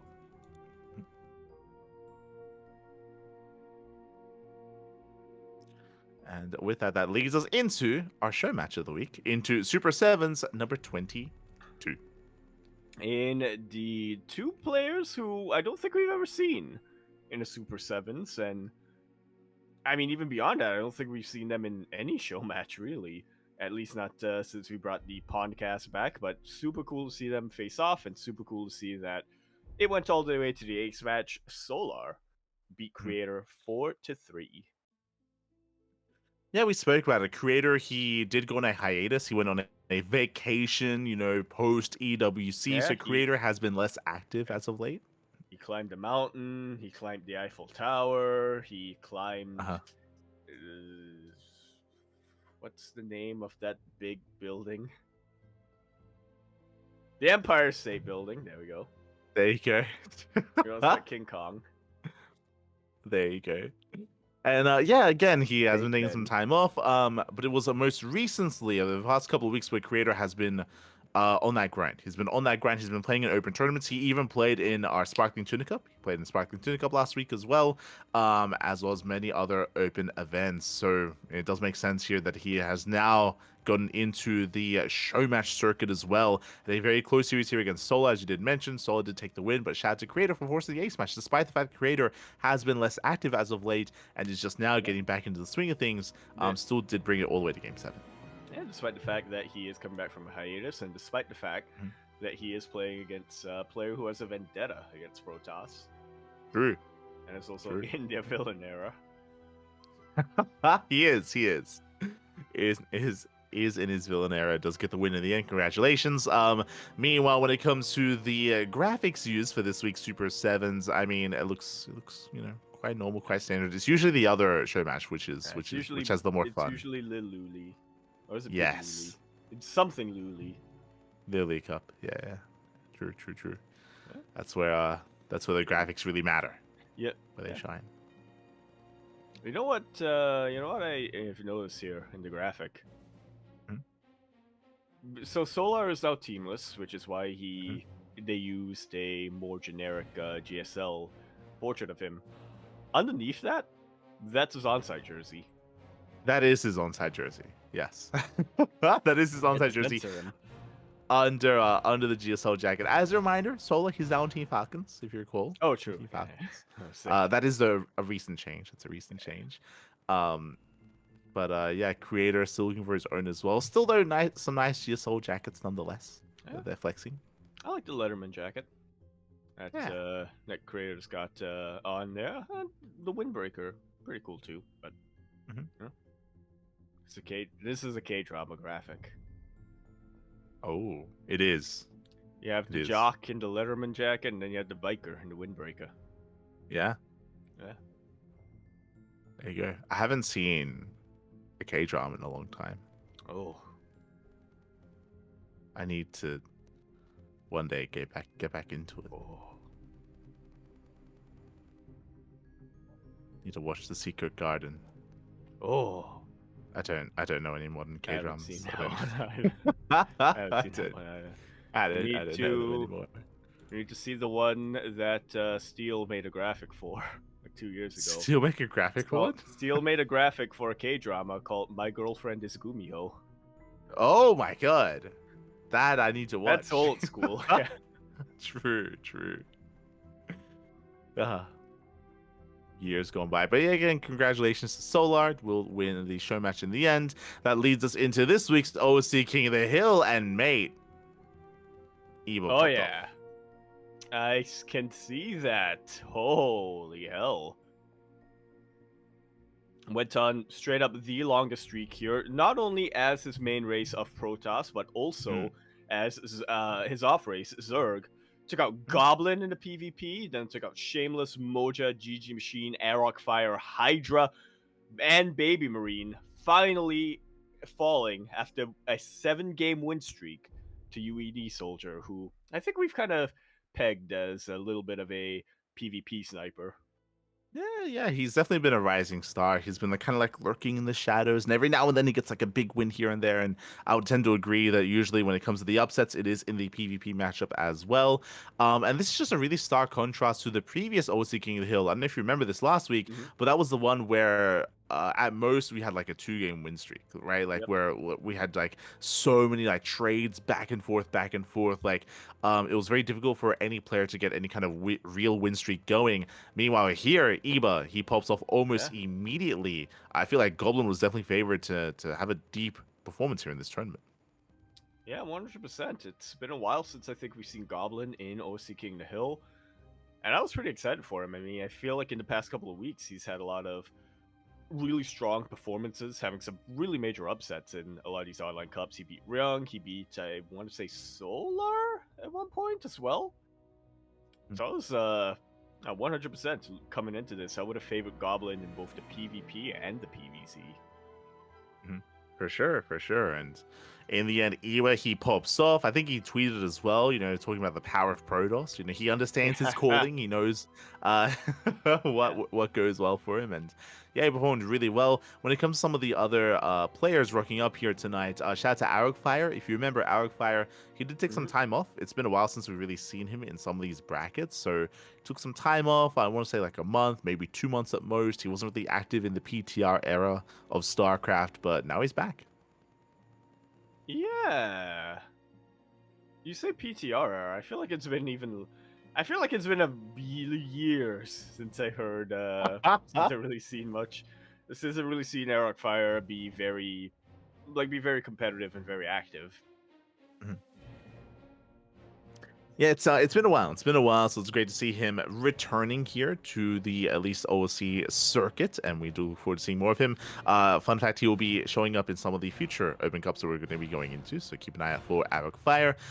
Meanwhile, we do have Spirit. Spirit went on the second longest win streak here. Once Spirit arrived, he was able to rock up, takes down UD Soldier, Jimmy, Nickrat, and Mixu. Spirit is one of the heavy favorites, and I would say the highest rated player out of any player in this week's tournament. He had a deep run, but he was stopped in the end by Cristiano. Indeed, he was Poland, man. Yeah. If there's anybody to take out a Polish player, it's another Polish player. That is the rule. That is the rule here. So again, shout out to Cristiano. Again, it's one of those things where a lot of these these top players in Poland, they do trade back and forth. Players like Spirit, players like Laser, Geralt, Cristiano, and Mana. Speaking of, so Cristiano takes on Spirit, the best player in Poland, and then Mana takes on Cristiano in that PvP to become the final OC King of the Hill of the week. Yeah, we started with a Polish king in Geralt, and we ended it. We ended the night with a Polish king in Mana. There you go. There you go. So, shout out to Mana, Spirit, Eba as well, and even UD Soldier for claiming all that money for getting the wins here in this week's tournament. Again, shout out to Steadfast for hosting this event. Steadfast did cover this week's OC King of the Hill. And next week, we'll see if it does land on some more Steadfast, ourselves, Wardy. Keep an eye out on the social medias for when and where the next OC King of the Hill is going to be. Yeah. Could it be your hill? You'll have to wait and see. We'll have to wait and find out. There you go. There you go. But shout out to Evan for winning all that prize money. Up next, that does lead us into this week's KSL. Indeed, Oh, it. What? Yeah. This week's KSL. Okay. Not last week's? Not this week's. Okay, this week's KSL. You sure? Not next week's. Yeah, KSL number 64 does come up next here. Boy, that's a lot of Protoss that we're seeing on the bracket. Oh, yeah. A lot of Protoss we're seeing on the bracket and the notable participants list as well. Hell of a lot of PvP, which, I do... You know what? I do envy the casters who cover this, Chicken Man and Dave. Because you know what? They went through the gauntlet of PvP, and in the end, they were rewarded with a very, very close PvZ between Hero and Dark. Oh, yeah. Yeah, it's great to see them coming back here. Dark was active this weekend when it came to the Open Cups. Bear that in mind. But Dark, he was active. This was on Saturday in the KSL. If you remember, we did not cast this KSL live because of Cheeseadelphia. Because of Cheeseadelphia, we were busy covering that event instead, and also busy covering Master Coliseum qualifiers, which we will get to. We'll get to the Master Coliseum qualifiers. But last that is why we did not take part initially. We did have a replay cast afterwards, and Hero got the win over Dark 3-2. Very close, very clutch. And what I will say is that even though this did go all the way to Game 5, it was a very short series, non-stop all-ins. As you can imagine, it's always a lot of fun when these two face off. I've heard there may have been some cannons involved somewhere. Yeah. There was some failed cannon rushes. There was some crazy stuff. There was a... Well, I guess it wouldn't really be a Tempest rush, but... There was some Tempest play coming in here. Yeah, a lot of variety from both Dark and Hero. Again, it's always a lot of fun tuning into the two of them facing off in these tournaments, in general, in these finals as well. In the end, Hero does win it. Shout out to the other competitors. Zaun took down Gumiho 2-1. A big win for Zaun, considering, mate, this is Home Story Cup champion Gumiho as well. True. Gumiho, who just defeated Gumiho, who has the Artanis trophy buff. Yeah. Exactly. He just hot off taking down the best Protoss in Europe in Clem at Home Story Cup. So, yeah, won it all. Yeah. GG. So Zhao was able to cause that upset. Creator, he did rock up once again. We saw Creator go up against Hero in the quarterfinals. Straya went up against Classic, so some really, really high quality PvPs to take part. And likewise, Gumiho versus Zhao was also a juicy series as well. So we do recommend checking out some of these matches. Again, it was a very fun finals as well. Mm-hmm. I agree. And with that, that did lead us into the CSO Cup number 79. Again, this is your weekly open tournaments, typically more European based, and you're definitely European based. And once again, we did have a lot of PvPs taking part here. Shout out to Nikic for competing as well, for at least having a little bit of diversity in the semifinals. Yeah, in the semifinals as well as in that third place match. But in the end, Polish Protas gonna Polish Protas. Yeah, the finals was a best of 5 between Geralt and Cristiano in that PvP. Again, we are used to seeing them face off in these online tournaments. Did barely go the way of Cristiano. What I'm a little bit surprised by, though, is that Nikic, he made it to the third place match, but Nikic went down to UD Soldier. You mentioned yourself that UD Soldier, like, when it comes to his results, like, usually it's like PvP based. Even in this tournament, he took down Art, right? Took down Art in a best of 3, which I think is a big win for UD Soldier. For him to take down Nikic as well, impressive. Yeah, rounding off the matchups. Yeah. Mm-hmm. Next up, PVT. True. Beat Nicorakt. Yeah, wasn't quite here in this event, but I'm sure in the next one. And so yeah, just really surprising results from UD Soldier. Definitely a player to keep an eye on as a potentially an up and coming player. But congratulations to Cristiano nonetheless for taking and claiming the win in the end. Yeah, nicely done.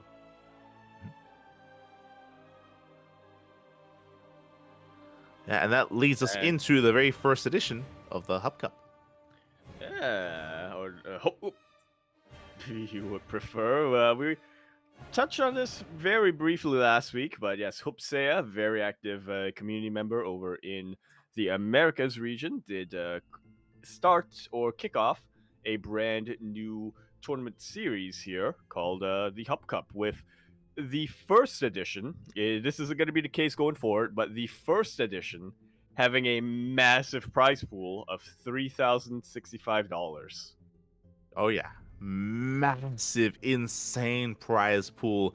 Some very passionate fans of StarCraft did donate to Upside to run a tournament, and this was run at a more European-friendly time slot as well, which is why there is so much European representation in this tournament. So yeah, shout out to Hubsaya for hosting this event. Again, just a massive prize pool, over $1,000 for first place is insane.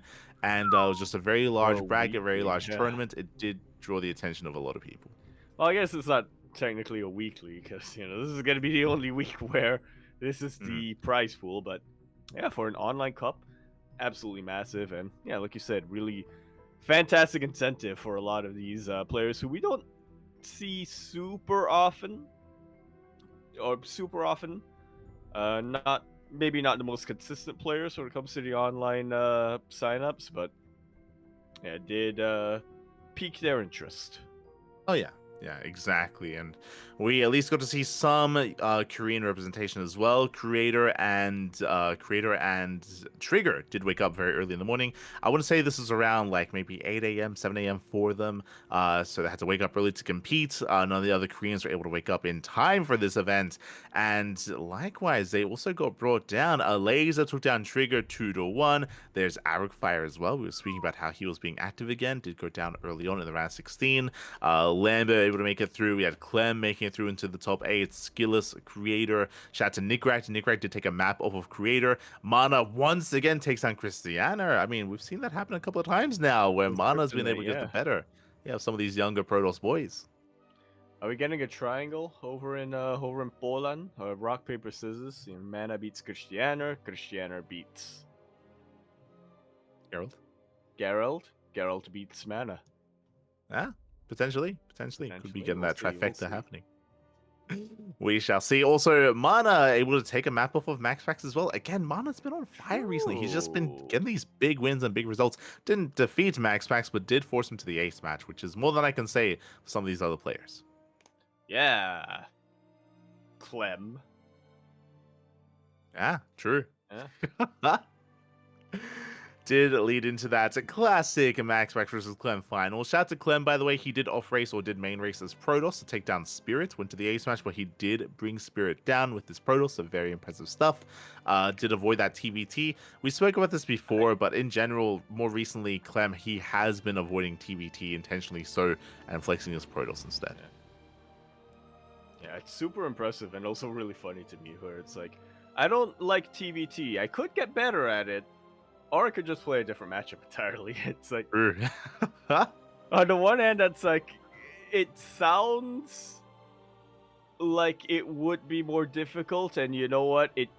And I have to imagine it is, but for some players like Clem and like Eba, it's a lot more effective than just getting better at that one specific matchup. Raynor as well. Raynor. Yeah, Raynor, true. Raynor and Eba, they avoid ZVZs, and they typically play Protoss against Zerg. Likewise here, Clem avoiding his own mirror matchup as well. In general, mirror matchups are a little bit more dynamic, a little bit more chaotic, and they can be harder to really get good at. These saying Zoomers, man. True. It's like, I don't like the matchup, so I'm going to change the matchup. There you go. There you go. See, back in our day, you couldn't just switch races. Okay, you just had to persevere, and through hard work, Ryung. Guys, you best say TVT that. in the world. You say that, but Jim Rising, he's not a Zoomer. True. I mean, he's pretending to be. Yeah, he has to. His fan base is full of them, so It's true. It's very true. It's very true. Aye. He's a Zoomer via osmosis. So shout out to Clem for making it to the finals in the end. MaxPax is the first Hub Cup champion, so congratulations to MaxPax, able to claim that win and claim that victory. Best of luck to Hubside when it comes to his future events. Again, I believe he plans on making this a bi-weekly. I think every 2 weeks. Does plan on hosting a Hub Cup. Again, the prize pool is going to be significantly lower for the future Hub Cups, but just a great way to start things off. It's estimated, or it's planned, that's going to be smaller, but you know what?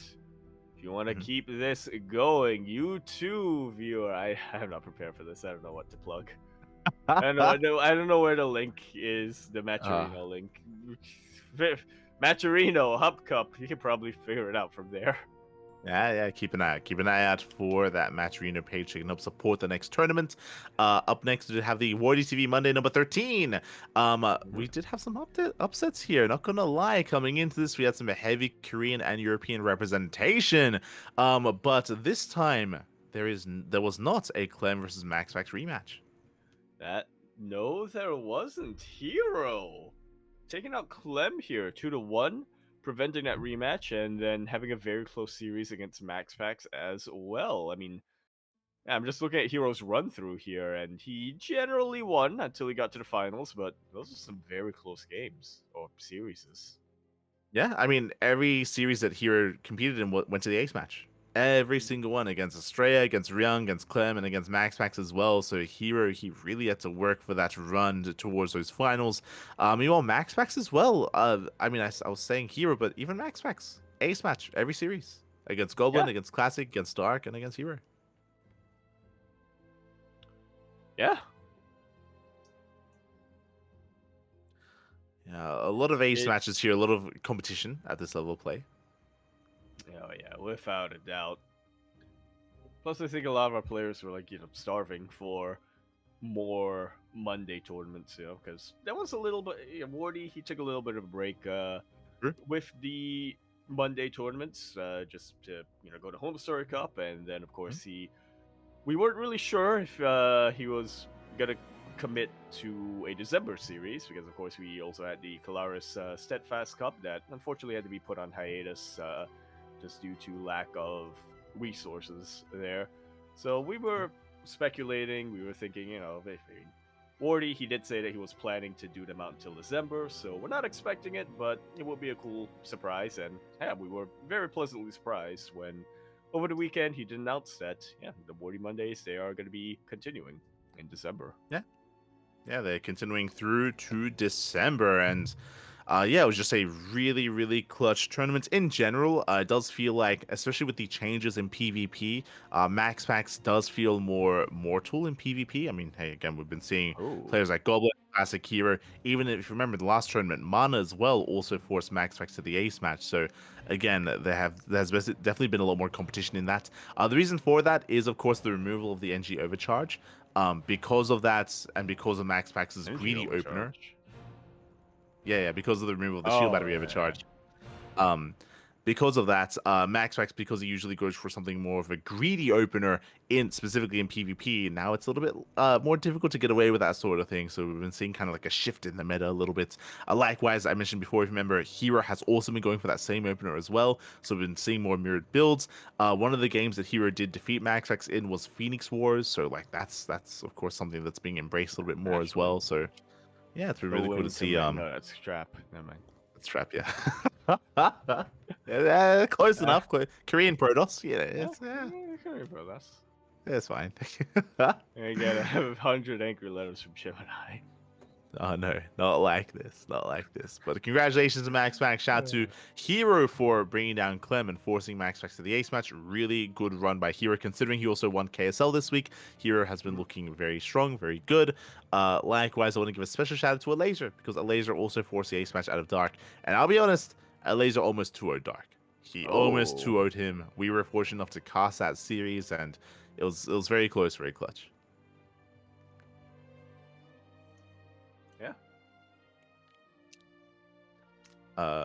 Basically, I think it was a game one on El Dorado. A laser, he had crippled Dark, he had killed his economy, he had Dark, he was stuck on hashtag, he was down in tech, down in bases, down in economy, and Dark just went all in. He went for a 2-base all in, and Laser wasn't ready for it. He poked the bear, yeah. That's exactly what happened. Yeah. Exactly, and Laser was just a little bit too greedy afterwards. He thought he was out of the woods. He was in the woods, back. He was in the woods. Yeah. He thought it was out of the woods. No, that was just a clearing. Mm-hmm. Really, he went deeper in. Exactly. And with that leads us into the Pigosaur Cup number 10. Yes, a Tuesday tournament. If you will, another rematch between Hero and Dark in the grand finals, but this time not quite as close as what we saw in KSL. Yeah, not gonna lie, this was a surprising finals. As you mentioned, a much more dominant series here at the Hero. Basically, Dark, he did attempt to all-in Hero game after game after game. Hero shut him down real hard, real quick every single time. So really strong performance, as opposed to the Wardy TV Monday where Hero went to the ace match every game. Hero did not drop a single map the entire tournament. He was powering up. Oh yeah. He was powering up, and with that, congratulations to Hero. Again, Dark was the number 1 seed of the tournament, but again, was a much more dominant showing there by Hero, so very well done, very nice performance. Again, this is the event that has taken the place of the NA Weeklies, so that's why we have some more America's representation from North and Latin America. Yeah, homemade Luciano, Dolan coming in here, Bill Moja. Mm-hmm. A lot of regulars that we can really come to expect to hear in the biggest Cup patches as well. I believe if we got patches, Foxer. Great to see them all competing here. And congratulations to Hero. That does lead us into Alima League. Alima League week number 233. Indeed. Oh boy. Yeah, and we had a banger of a night as well. I mean, there were a lot of matches, a lot of series played. We were, of course, the official English stream. And coming into this tournament, there is actually a bit of an error on the Wikipedia page. We'd have to fix that, actually. Fun fact, the night we casted at Rogue versus Skillis. The Korean stream, they casted game 1 of Ryung versus Clem, and we jumped in mid-series into game 2. Game 1 was a TVT. And as you can imagine, Ryung popped off. Yeah. Ryung did pop off. Ryung did win the TBT. And then game 2, Clem switched to Protoss. Yeah, you're allowed to do that in Olimo League. So Yep. Game 2, Clem switched to Protoss. Game 3, Clem, he committed to Protoss, and Clem was able to do what he couldn't with Terran, and he was able to bring Ryung down and take him down as well. I'll always remember in the lobby chat when Clem initially switched to Protoss, Ryung was very upset.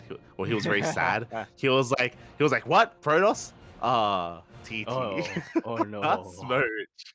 He was smurging when he saw that, and yeah, again, Ryung, he has some of the best TVT in the world, and Clem, TVT is his weakest Right. matchup, which is why he has been embracing Protoss more often. Ryung is the reason why Clem just refuses to play TVT. He is the yes, 100%. It's all Ryung's fault. Clem's like, you made me this way. This is it's not my choice. So with that, Clem did go on a tear. Likewise, once again, I do want to give attention to Mana, because Mana, he may have gone down to Clem.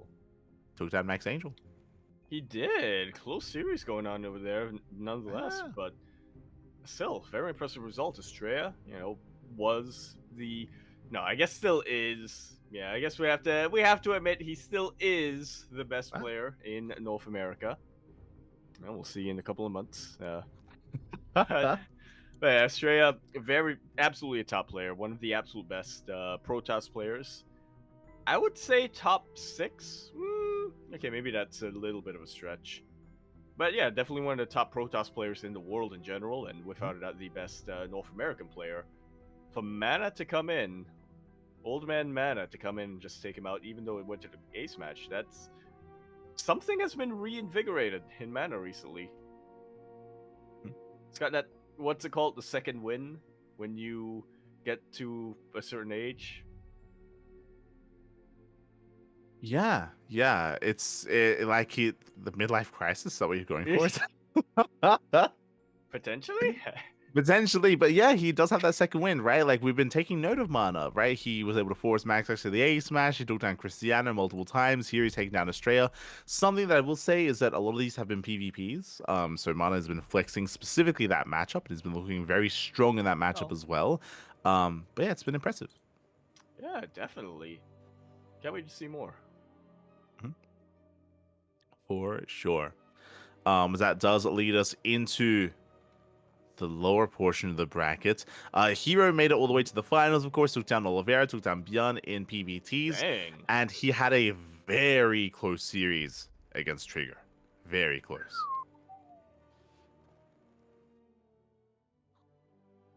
Yeah. And honestly, this is almost a 2-0 for Trigger. Straight up, like Trigger, he was looking very good and very strong in this series. Game 2 was on Frostline, where Hero went for a failed all-in. Trigger continued from there. We had more of a back and forth. It got very scrappy. Hero was going DTs. Hero was all-in. He was down in workers. Trigger, he was holding. He was defending. And it was like a 20-minute all-in. It was crazy just how long it lasted and how intense it was, how back and forth it was.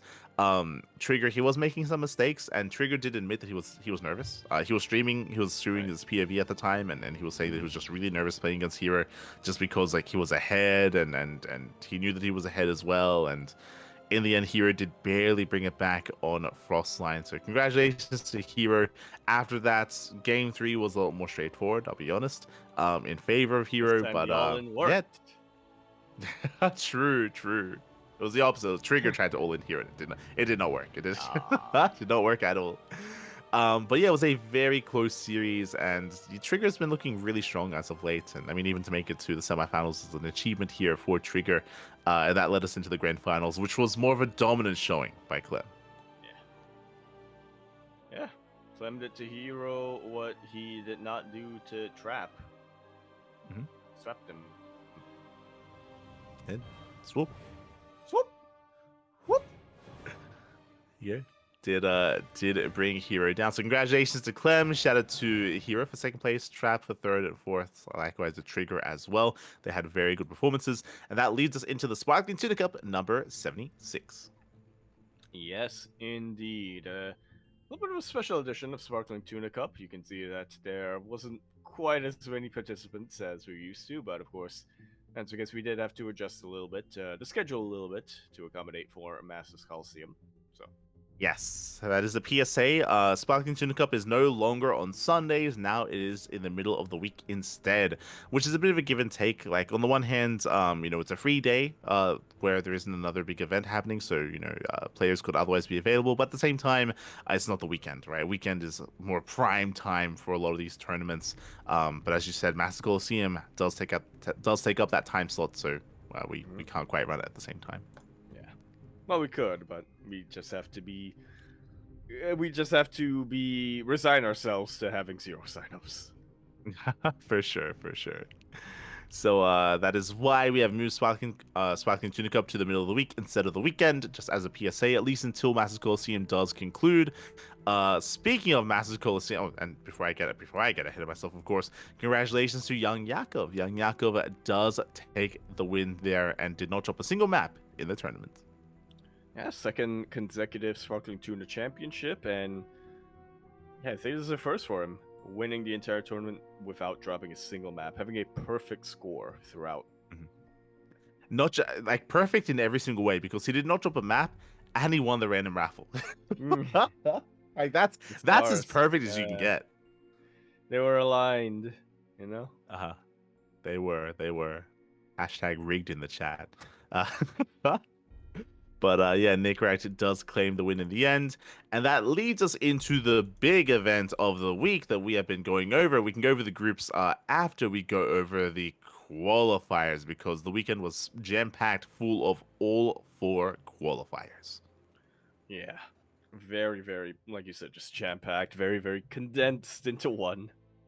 Mm-hmm. Exactly, just a week of qualifiers.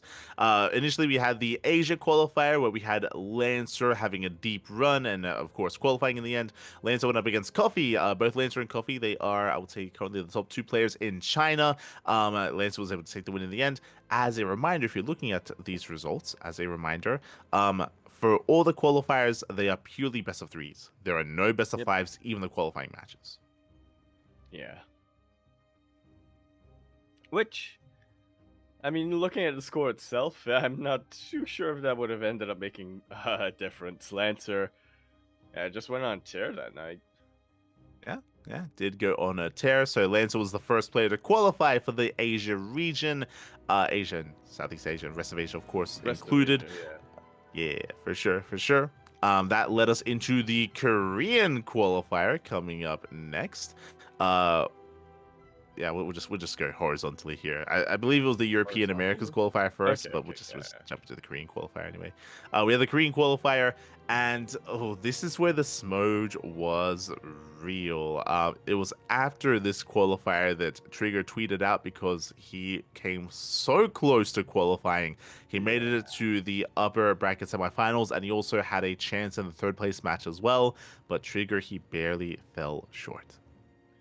Yeah, came very, very close here against Gumiho, and then, yeah, I guess the tournament went on for quite a while longer, and then on top of that, he also had to face Zaun, who is a bit of a PvP specialist himself, and yeah, this was very, very rough for Trigger. With 1 or 2 changes on the bracket, 100% I can see Trigger going through, moving forward. 100%, yeah.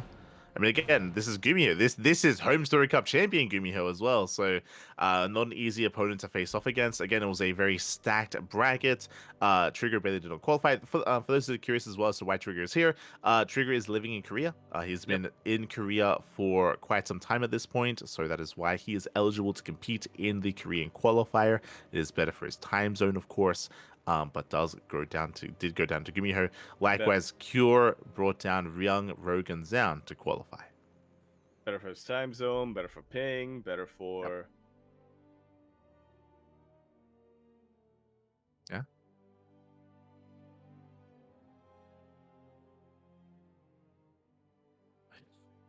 So congratulations to our players who qualified here from the Korean server qualifier. Yeah, Gumiho, Cure, and Zaun, they were the 3 players making it through the qualifier. Now, this is something that I did want to bring up before. This is what I was alluding to, is the fact that Dark did play in the KSL. Dark, he did play in some of the online weeklies, but Dark did not compete here. Did not compete in the Korean qualifier. And I was really curious as to why. If you remember, Dark was not invited. Shin was the Korean Zerg player that was invited into the main event. Dark did not play in the qualifier here. Likewise, Dark did not play in the global qualifier either. This all leading into Dark leaving Talent Esports is what kind of led me to believe that maybe this all leads into military service. Because Master Coliseum is a 2-month event, if Dark can't confirm that he can play for those 2 months, then then he wouldn't be able to. Then he wouldn't sign up. Then he wouldn't qualify. He wouldn't try to qualify, right? So Yeah. it's hard to say. It isn't confirmation, Might- but it would make sense if he was going to the military. Yeah, it's not confirmation, but that's where that's what we're led to believe, just based on just based on the timeline that we have so far.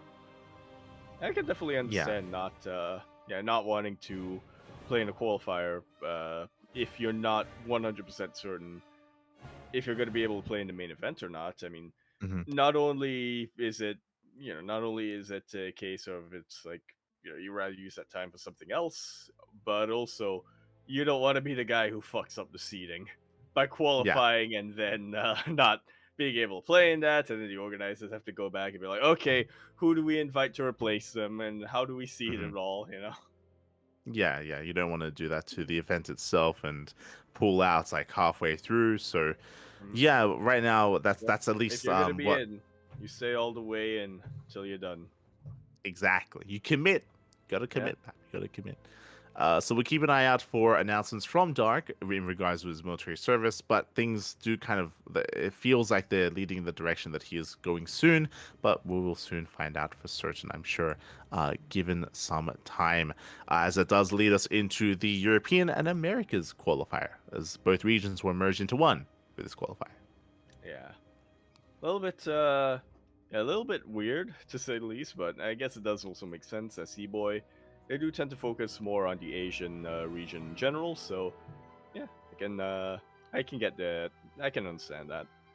Yeah, for sure. I believe they did something similar previously, but in the end, Estrella, he gets his revenge. If you remember, we saw earlier that Mana did defeat Estrella previously in the week, and here Estrella takes out Mana. But again, look at Mana pop off. Like, that was a qualifying match, and Mana, he took down Cristiano for a 3rd time this week. And Showtime. 2-0 Showtime. My man. Bam. Hey, how old is Mana? How old Hey, Mana out here just clowning on some of the best Protoss players in the world. That's crazy, mate. Oh my god. Yeah, 30. Impressive. Yeah. 30 years old. About to turn 31 in 2 days. There you go. There we go. About to be his birthday. But yeah, like Mana towards Showtime. Remember, he brought Max back to the Ace match as well. He's been defeating Cristiano time and time again. He took down Estrella previously in the week. Here, he even forces Estrella to the Ace match. Like, there's a world out there where Mana makes it instead. Like, he has been looking insane as of late. So really, really nice performance there by Mana. Yeah, there's a world out there where in the Americas and Europe qualifier, we have 2 Europeans and 0 Americas. Yeah, it is possible. Personally, I'm happy to see that there is some American representation in this tournament. Unlike some other regions,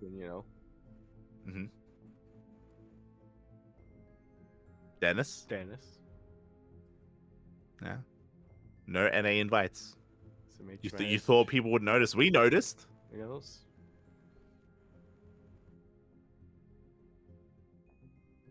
SMH.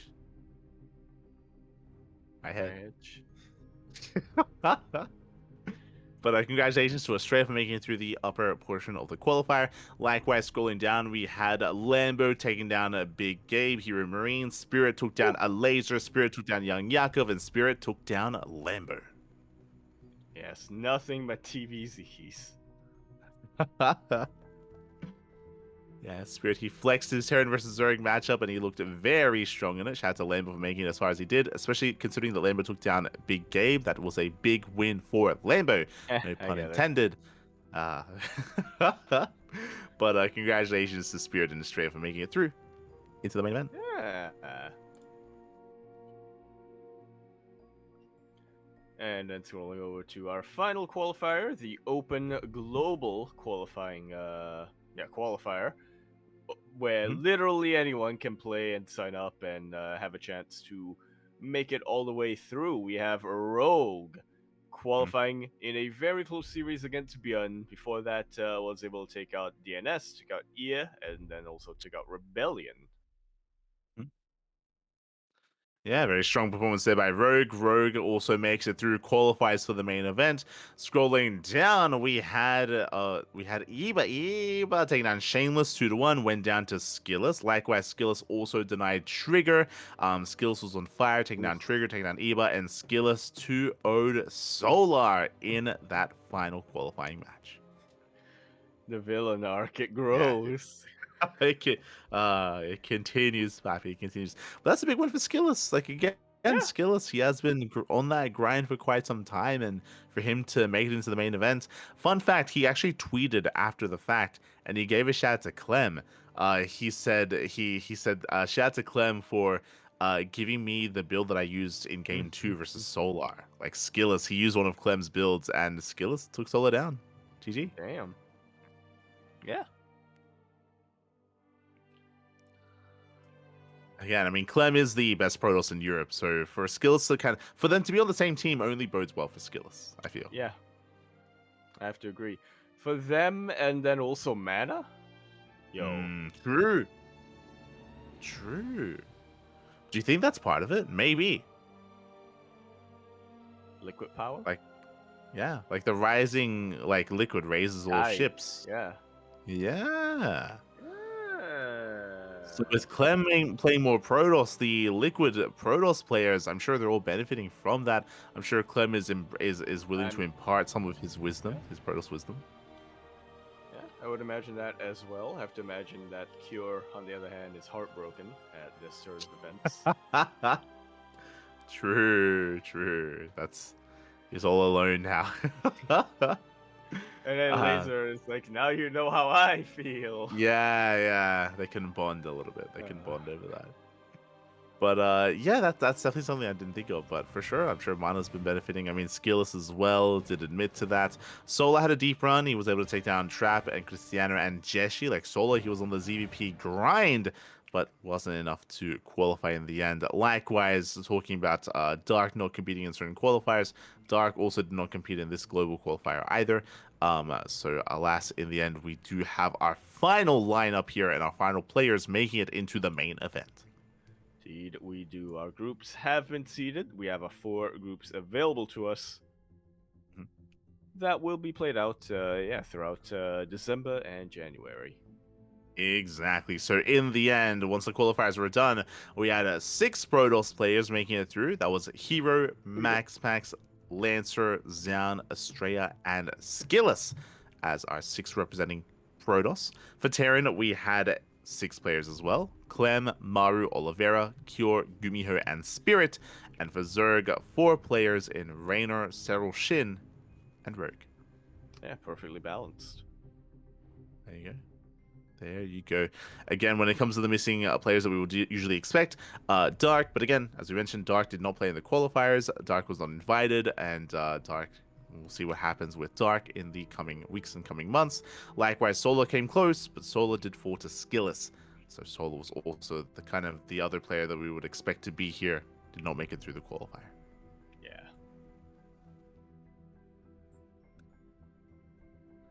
And that leads us into the groups.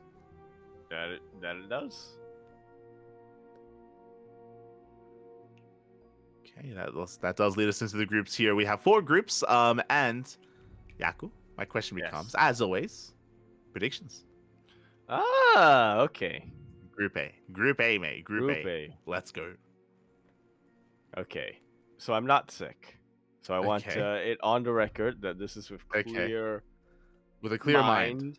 And clear mind and strong gut. Okay. And full heart. Really, as a PSA, this means the exact opposite of what Yaku is saying, but yes, go on. I'm very strongly feeling Shin and Estrella. Shin and Estrella. Strongly No feeling it. My Serral. brain is saying Serral and Cure, or Okay. maybe Serral and Shin, but I got a Okay. strong feeling Shin Estrella. Okay. Shin Estrella. Go lock it in. I'm gonna lock it in.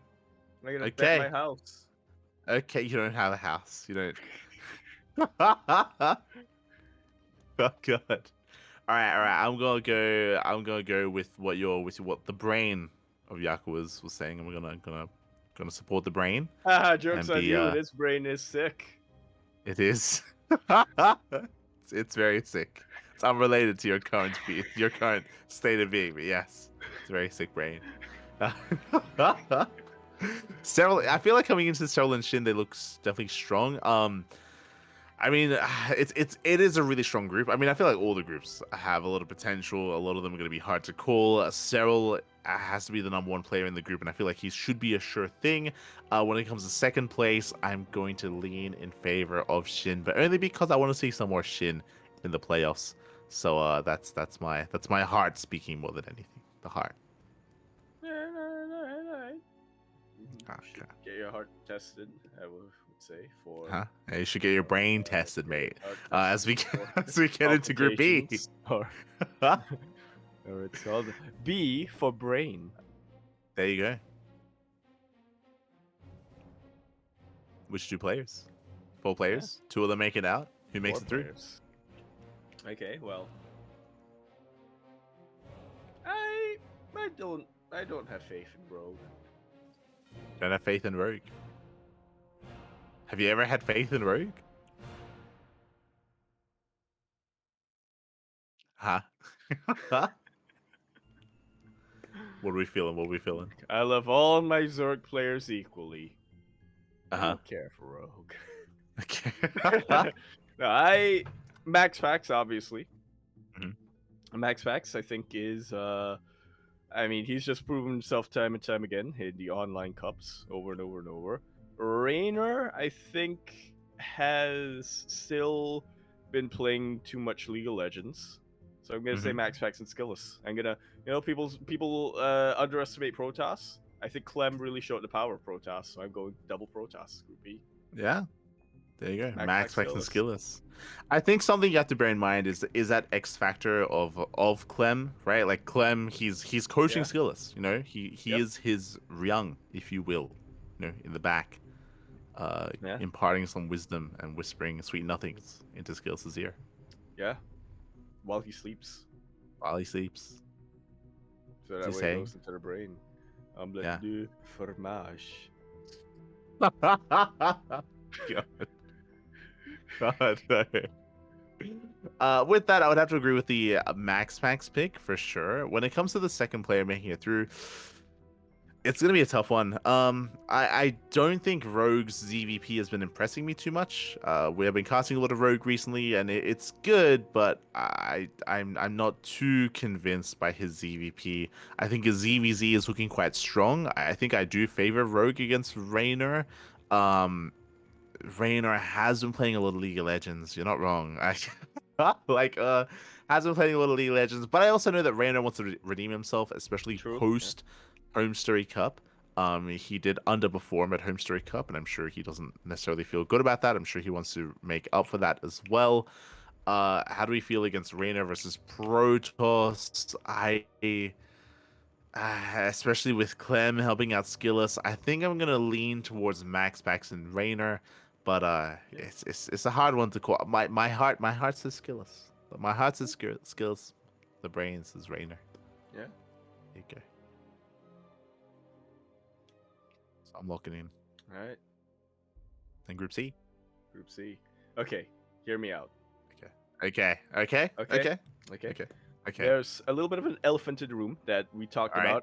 about briefly when it comes to this Who's tournament. the elephant? Dark is the elephant. He's absent. Okay.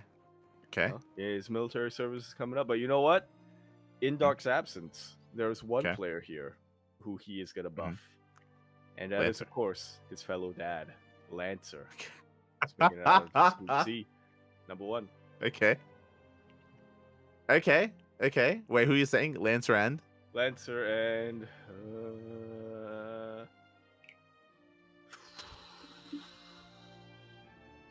Hero's been good recently. He's been good. No. Okay, hear me out. Lancer. Okay. Right? He's a dad. Okay. Which Yep. one of these is the most son-like? It's Maru. Lancer and his son Maru. They're gonna make it out. Okay. There you go. Lancer and Maru. This is a hard. They're all hard groups. They're all hard groups here. I agree. Hero's been looking good. It's been looking good recently. It's been looking good. So I want to lean on Hero. When it comes to Maru and Gumiho, their most recent result was in favor of Gumiho. Gumiho did defeat Maru in the TBT. So there is that to consider. It is round robin though. I say round, like they are going to be facing up against each other. So it's hard to. It's hard to say how the group will play out. It feels blasphemous not to say that Maru makes it out, right? Because Maru is the best player in South Korea, 100%. Like he's the best player in South Korea. Like he's very, very strong. Like we've seen him struggle against Serral, but that's against Serral. He went down to Gumiho, but they can go back and forth. I'm gonna say Hero, and I want to be on that Gumiho hype train. You know, I want to be on the Gumi God hype train. So I'm gonna say Hero and Gumiho for Group C. That's what I'm going for. I want to believe in the Gumi Godge. All right. I believe in the power of a father and a son to take down a god and a hero. Yeah, the power of family is really what you Power believe of in. family. Yeah. Yeah, family. I understand. It's a strong power. Strong. Yeah. Fuels all the cars. Yeah. Group D. Oh, okay. Let's say, what's the car that every dad drives? Mitsubishi Lancer. Oh, damn. I didn't think of that. True. Coincidence? Has to mean something. Yeah. It means family. Does. All right, up next, Group D.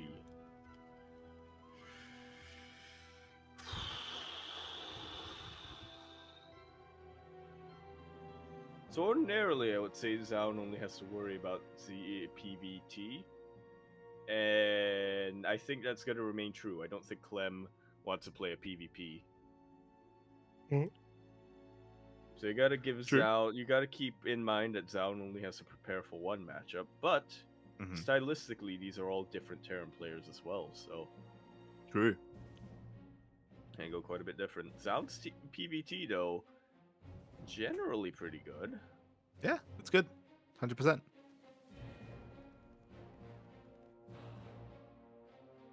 So where's this going? Well, this is going in the fact that I have too many what are they called? I have too many spots in my heart for all these players. I love all Peinanjua, Allmate Peinan, and he doesn't have to worry about having a bad photo this week. True. So I want to keep that in mind. For Oliveira, Clem, he's my boy. Yeah. He's my boy. And then Piotr, he's a mad lad. And then you have Zaun, who I feel like I was one of the first people hyping up Zaun before Zaun became really hype and really big. Alpha X. He was on Alpha X. Yeah. I like all of them. You can only pick two. I can only pick two. I'm gonna go with Clem as the safe pick and Spirit as my wild card. Ooh. Because I think Spirit, I think he has enough of a mad latness to just barely edge out ahead of Oliveira and Zaun. Okay, Piotr, Allmate Piotr, and Serral's in the tournament as well, so True. Piotr, he's a mad lad. Okay. I can see the logic. I can see the logic there, Jaco. I can see how you arrived to that conclusion. I agree with Clem. I think Clem, he makes it through, right? I think if this was like 2 months ago, I think if this was like 2 months ago, I'd be on the fence about Clem. But as you mentioned, he has found the solution to TVT, right? Yeah, He has seen the light. Yeah, he's after being plagued by his weakest matchup for so long after struggling in TBT, losing countless times to Ryung time and time again. Even this week he lost to Ryung. But finally, he has found out what is the answer to the problem that is Terran. It is play Protoss. So I think we're going to see a lot of Clem PvT here in Group D. I mean, Clem even defeated Spirit with his Protoss recently as well. So Clem has been popping off with his Protoss in general. So I do think that Clem is poised to make it out of the group with relying heavily on his Protoss, I'm sure. And then I gotta go for Penan.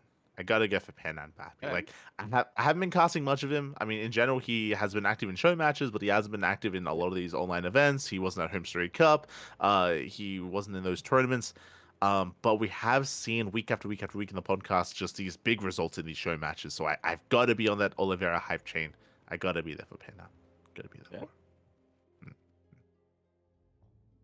Sure. Okay. All right. We'll see what happens. Now, as a reminder, the group stage is going to last a long time. It's going to be a long group stage here, so bear that in mind. Yes. And it is round robin. It is round robin format for the groups.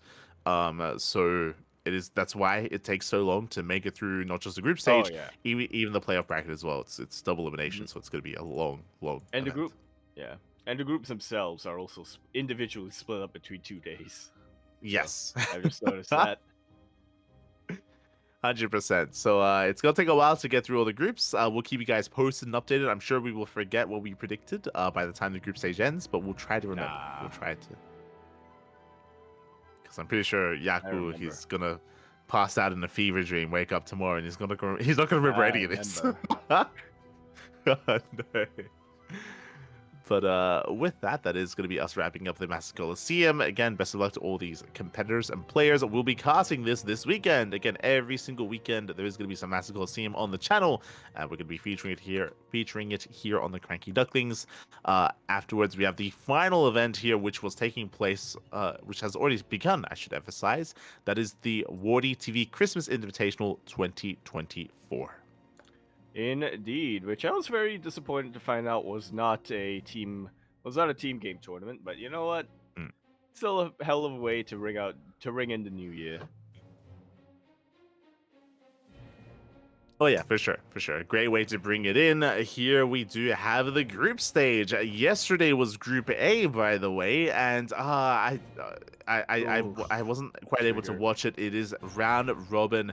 Fun fact. I watched the first match. I say that I raided Trigger after we finished casting Sparkling Tuna Cup last night, and that was right after Trigger had beaten Hero. Trigger, he got his revenge. Like again, Trigger should have been beaten Hero at Olima League this week. He wasn't quite able to, but he was able to close it out.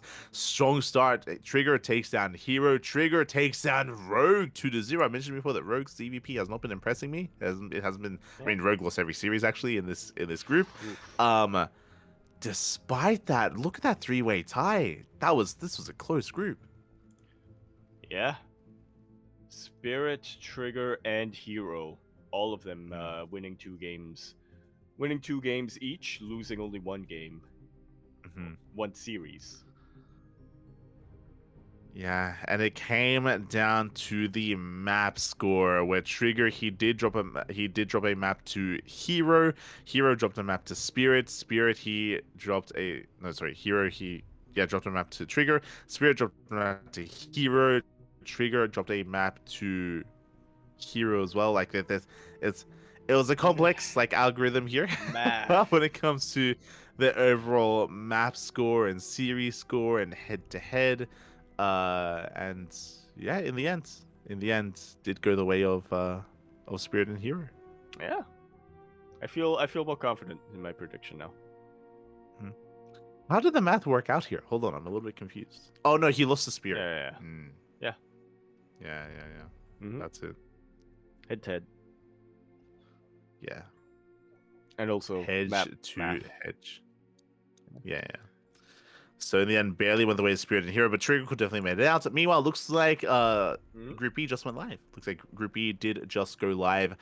Still ongoing, round robin. Okay, final predictions, mate. Who makes it out of Group B? Okay, fair. Mana, yeah. This is Who a else? liquid group. Yeah, Do the we go Liquid for Boys. Clem or do we go for a Laser? Or do we go for Björn?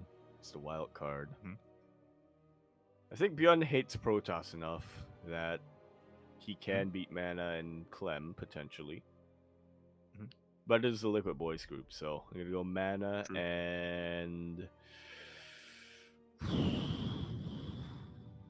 I do think that Clem and Mana together have been brainstorming quite a bit, but I want to believe in the power of Poland, so I'm gonna go Mana Laser. Mana Laser. Okay. I mean, that's a lot of Poland. Poland power. True. Yeah. Fair. Makes sense. I'm probably gonna go with Clem and Beyond Hero. You know, if this was a group of like Mana and Max Packs and Showtime and Hero, I would be there with you. Yeah, I'd be at Mana, 100%. Mana makes it out. PvPs. He'll Alright. blaze through that. Here against Terran and Zerg, I feel less confident in the power of the Mana. Hopefully, I'm proven wrong, but I'm gonna go for Clem and Beyond here for at least Group B. Again, this is gonna be round robin. Group C. What do you go for us? Alright. Rung and Horsem. Ooh, the captain Capital, yeah? and the tuna. Yeah, exactly. You know what it is? Okay. It's the capital. You know, he fishes up the tuna. Yeah. He surfs him across the waves. Yeah, on his back. Yeah. There you go. I can see the logic there. I think I'm gonna go Max Pax and Ryung. I'm gonna go for the tuna as well, but I'm gonna go for the Pax with the tuna instead of the Harsam and the tuna. Yeah. I don't. Yeah. I mean, it's just Solar is not allowed to make it out of this group. You know, he's in his villain arc. He's still If in he his wins villain here, arc, yeah. if he wins here, you know that's gonna end that prematurely. Exactly. Like we need him to hit rock bottom before he can rise up amongst everyone else and have his Phoenix arc. But Yeah. his dark Phoenix arc, if you will. That's gonna happen eventually. Yeah. That'll happen. Don't get me wrong. Yeah. He's gonna kill someone. He's gonna. Oh god. So I don't want to be that Protoss standing in his way when that does happen.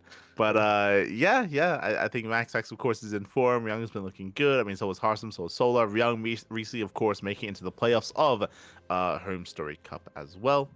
Best of luck to all those competitors. Best of luck to Solar and Harsam. Group D, what do you have for us? Group D. Okay, Group D. Liquid Boy. Gotta go for Skillus. True. And I think this is where we see more of the Gooby God. Okay. Gumi God and Skillus. Yeah. Okay. Cool. I think Lambo has really been impressing me these past couple of weeks, especially in the Hub Cup. Mhm. But I'm not convinced it's going to be enough to overcome Gooby God and Liquid Boy Skillus. Yeah. Fair enough. There we go. Liquid Skill has been looking really strong recently. I'm gonna go for Gumiho alongside you, and I'm gonna go for Shin. Shin is a tentative pick for me because we haven't been able to cast. Hard. Yeah, because Shin hasn't been active this past week. Specifically this past week, Shin wasn't active. Shin, he didn't play in KSL, didn't play in the One TV Monday. Like Shin was inactive specifically this week. In the lead up to this week, he was looking really good and really strong. Don't get me wrong, but specifically this week, there's been a little bit less televised matches of Shin. But I think I'm tentatively gonna go for Shin, but I can see Skills making it through for sure, 100%. All right. Like if Skills can 2-0 Solar, mate, he can take down Lambo and Shin for sure. Like it's Unless taking out Solar, he got cursed as part of the Solar villain arc.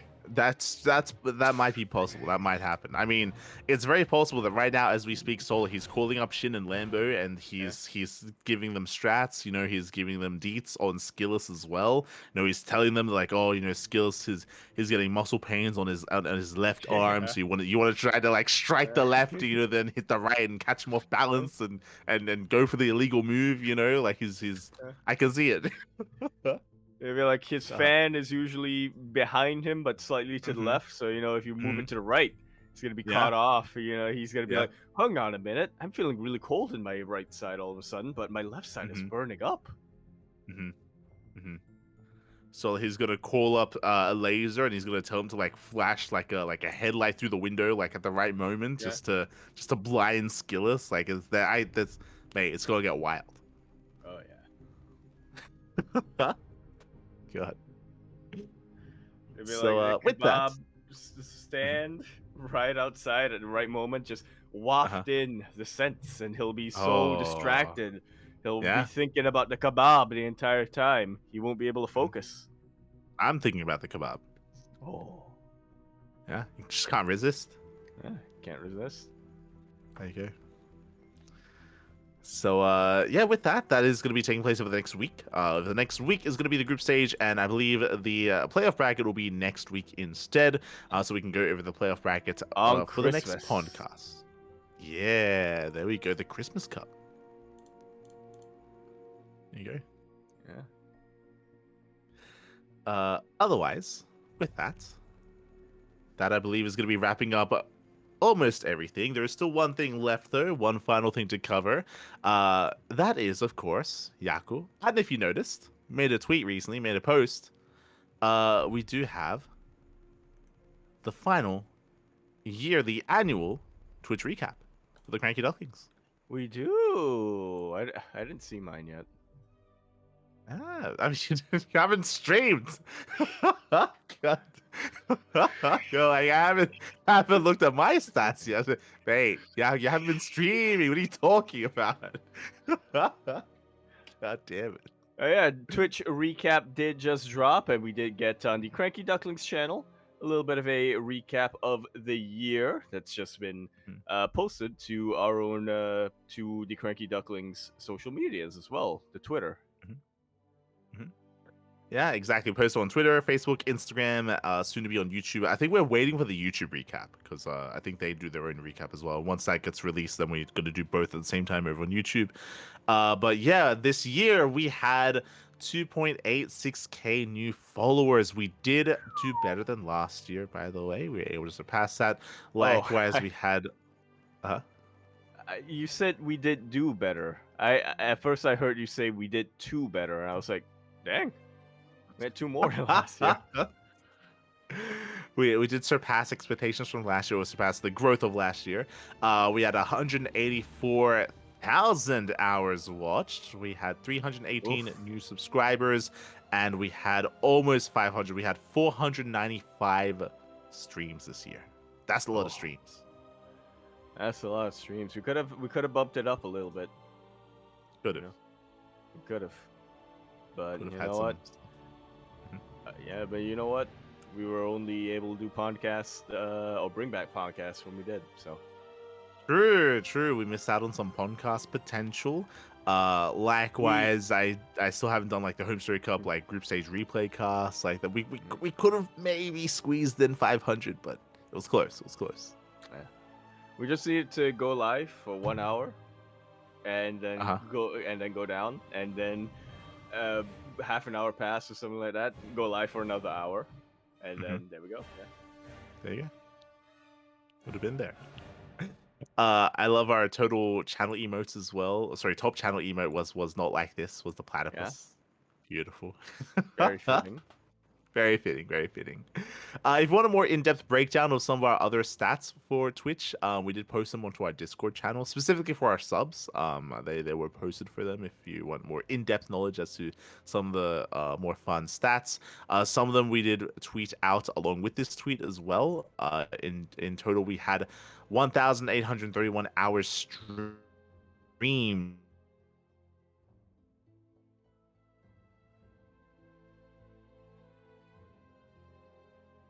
Which is crazy. Almost 2,000. That's a lot of hours. It is.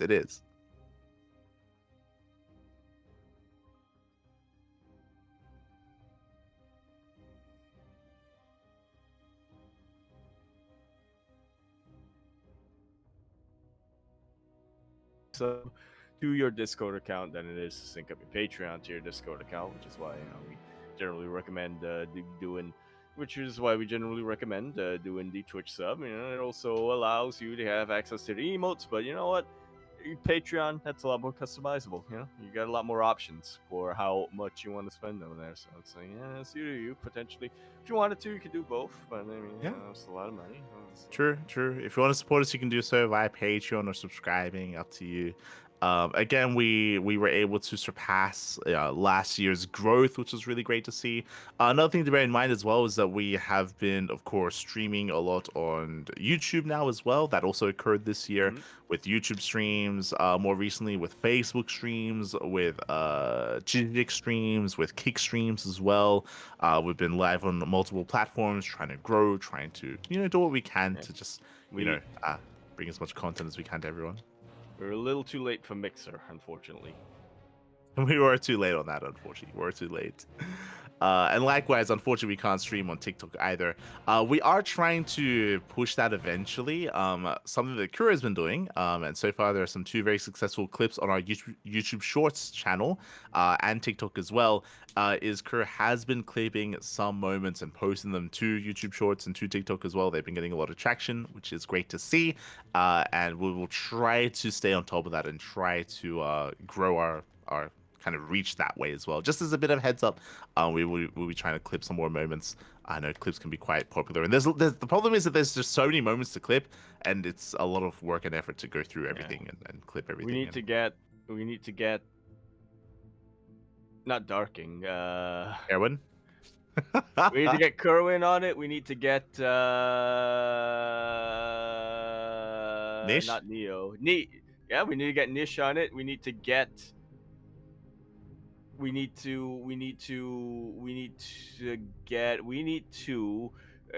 stall for me. Not Nish, We need not to get Darking, not Neo. God, what's his name? He was the editor for our duct tapes. Gemini? Oh. Vortex. Vortex Lamb. Yes, I remember there was sheep involved somewhere, but I was like, no, but his name is not sheep. Anansi is sheep. Vortex Lamb. We need to get Vortex Lamb back. True. The duct tapes.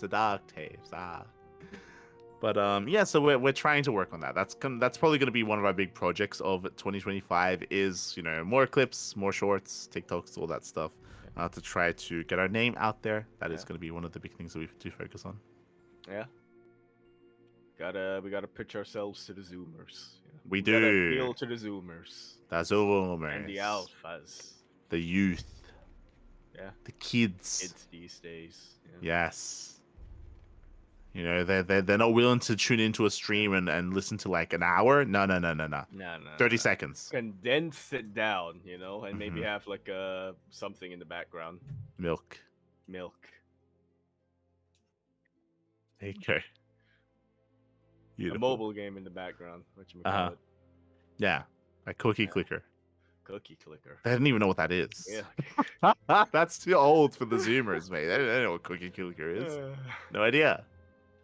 God damn. But yeah. With that, we did have our Twitch recap, and again, it's been a great year. A lot of work. I'll be honest. I definitely would appreciate some more days off and some more sleep, and I think that's what we're going to be heading towards next year. I do think that I want to slow things down at least a little bit. I've noticed that especially if I cast too much, then that affects like future casts as well. So sleep is important. Rest is good. I feel personally attacked. It's okay. You won't remember tomorrow. It's fine. You won't remember. With that sense, I get what you're trying to say to me. Well, I get what you're trying to say to you. What I'm trying to say. You're trying to tell me that I should lie down. But you know what? I'm not gonna. No. You can't hold me back. You're like a horse. I'm out the door after this. Yeah, you're gonna sleep standing up. Yeah. We're gonna go get some juice. Yeah. Some vitamin C. Yeah. Pass out. I'm not even tired. I don't have to nap if I don't wanna. Slam my foot on the ground. I'm not even tired. Yeah, not even tired. I'm an adult. Yeah, that's why you should just lie down, because you're not tired. You're not gonna sleep. Yeah, just lie down. I'm not gonna sleep. Yeah.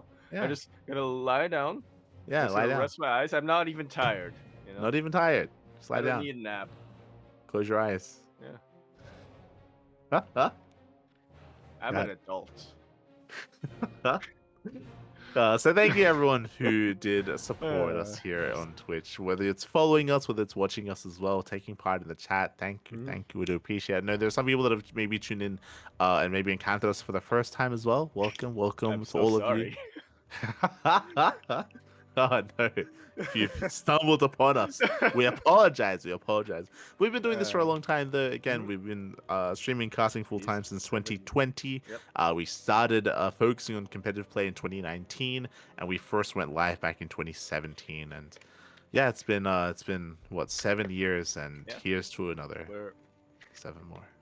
yeah. Keep going. Keep going. Hey, keep going. Yeah, I'm not even tired. Not even tired, mate. Not even tired. Oh, yeah, thank you to each and every one of you for your support along the way. Thanks to you guys that we are able to fund our tournaments, that we are able to go live as often as we can, and completely fan funded over here. For sure, for sure. Shout out to Kuro for handling the production and for also working on things behind the scenes. Big shout out to Kuro. Shout out to Steel Mo. Shout out to Darking. Shout out to everyone involved in some way, shape, or form or another. And yeah, we're gonna be wrapping up here for this week's podcast.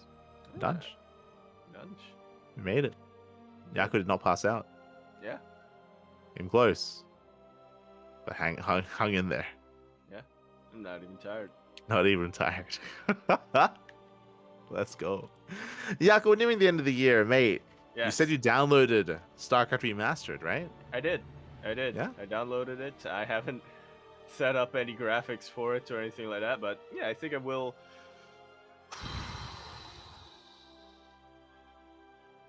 Yes, I will have more time throughout this weekend. Ooh. Okay. So I think it's either going to be the Portal stream or the Terran campaign stream, because apparently the Or Terran both. campaign is pretty short. Yeah, I could do both potentially. One on one day and one on the other day. You know, Yeah. I want to do short streams. You know, something that I could just finish in 1 or 2 sittings. Sure. I believe in you, Yaku. I believe in you. This weekend, Yakuza 1. Yeah, Yakuza 1 over on Twitch. I'll announce when. Wait, let me look at the calendar. I want to try to avoid clashing, you know, with some of the casts that we have on. So okay, maybe Fair enough. maybe tomorrow and or Monday. I think it's probably. Mhm. Yeah, Monday, because you know I annihilated my sleep schedule anyway. So Monday Fair and enough. Tuesday of next week, potentially. I do want to get something out before the end of the year, since Twitch is making me feel, since Twitch is doing a fantastic job at guilting me into actually There you go. streaming more. So There you go. So look forward to the Yaku streams in the coming week. Likewise, I will attempt to stream myself as well throughout the remainder of the year. It's been quite busy here just because of all the casting that we've been having to do, but we'll try to get some either ladder streams or Final Fantasy streams. It's going to be difficult though. Another bit of a PSA. We will otherwise be preoccupied on the days of Christmas Eve and Christmas Day, so we don't have anything scheduled yet for those broadcasts. We might end up doing a rebroadcast on those days.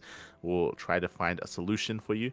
Otherwise, thank you so much for watching, everyone. Our next stream is going to be tomorrow in less than 24 hours. We're going to be live here with C Duckling Open number 130. That is our Bronze to Diamond tournament tomorrow. Monthly tournament.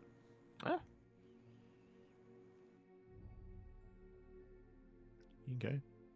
Otherwise, Yaku, do you have anything you want to say before we head off for the night? I'm not sick. I'm sure you're not, Yaku. Sure you're not. Thanks for watching, everyone. Thanks for the support. Thank you, Yaku, for joining me, and Kura for the production as well. And we'll see you guys tomorrow for C Duckling Open. Number 130. We'll see you then. Ciao. Bella. Rainer stream.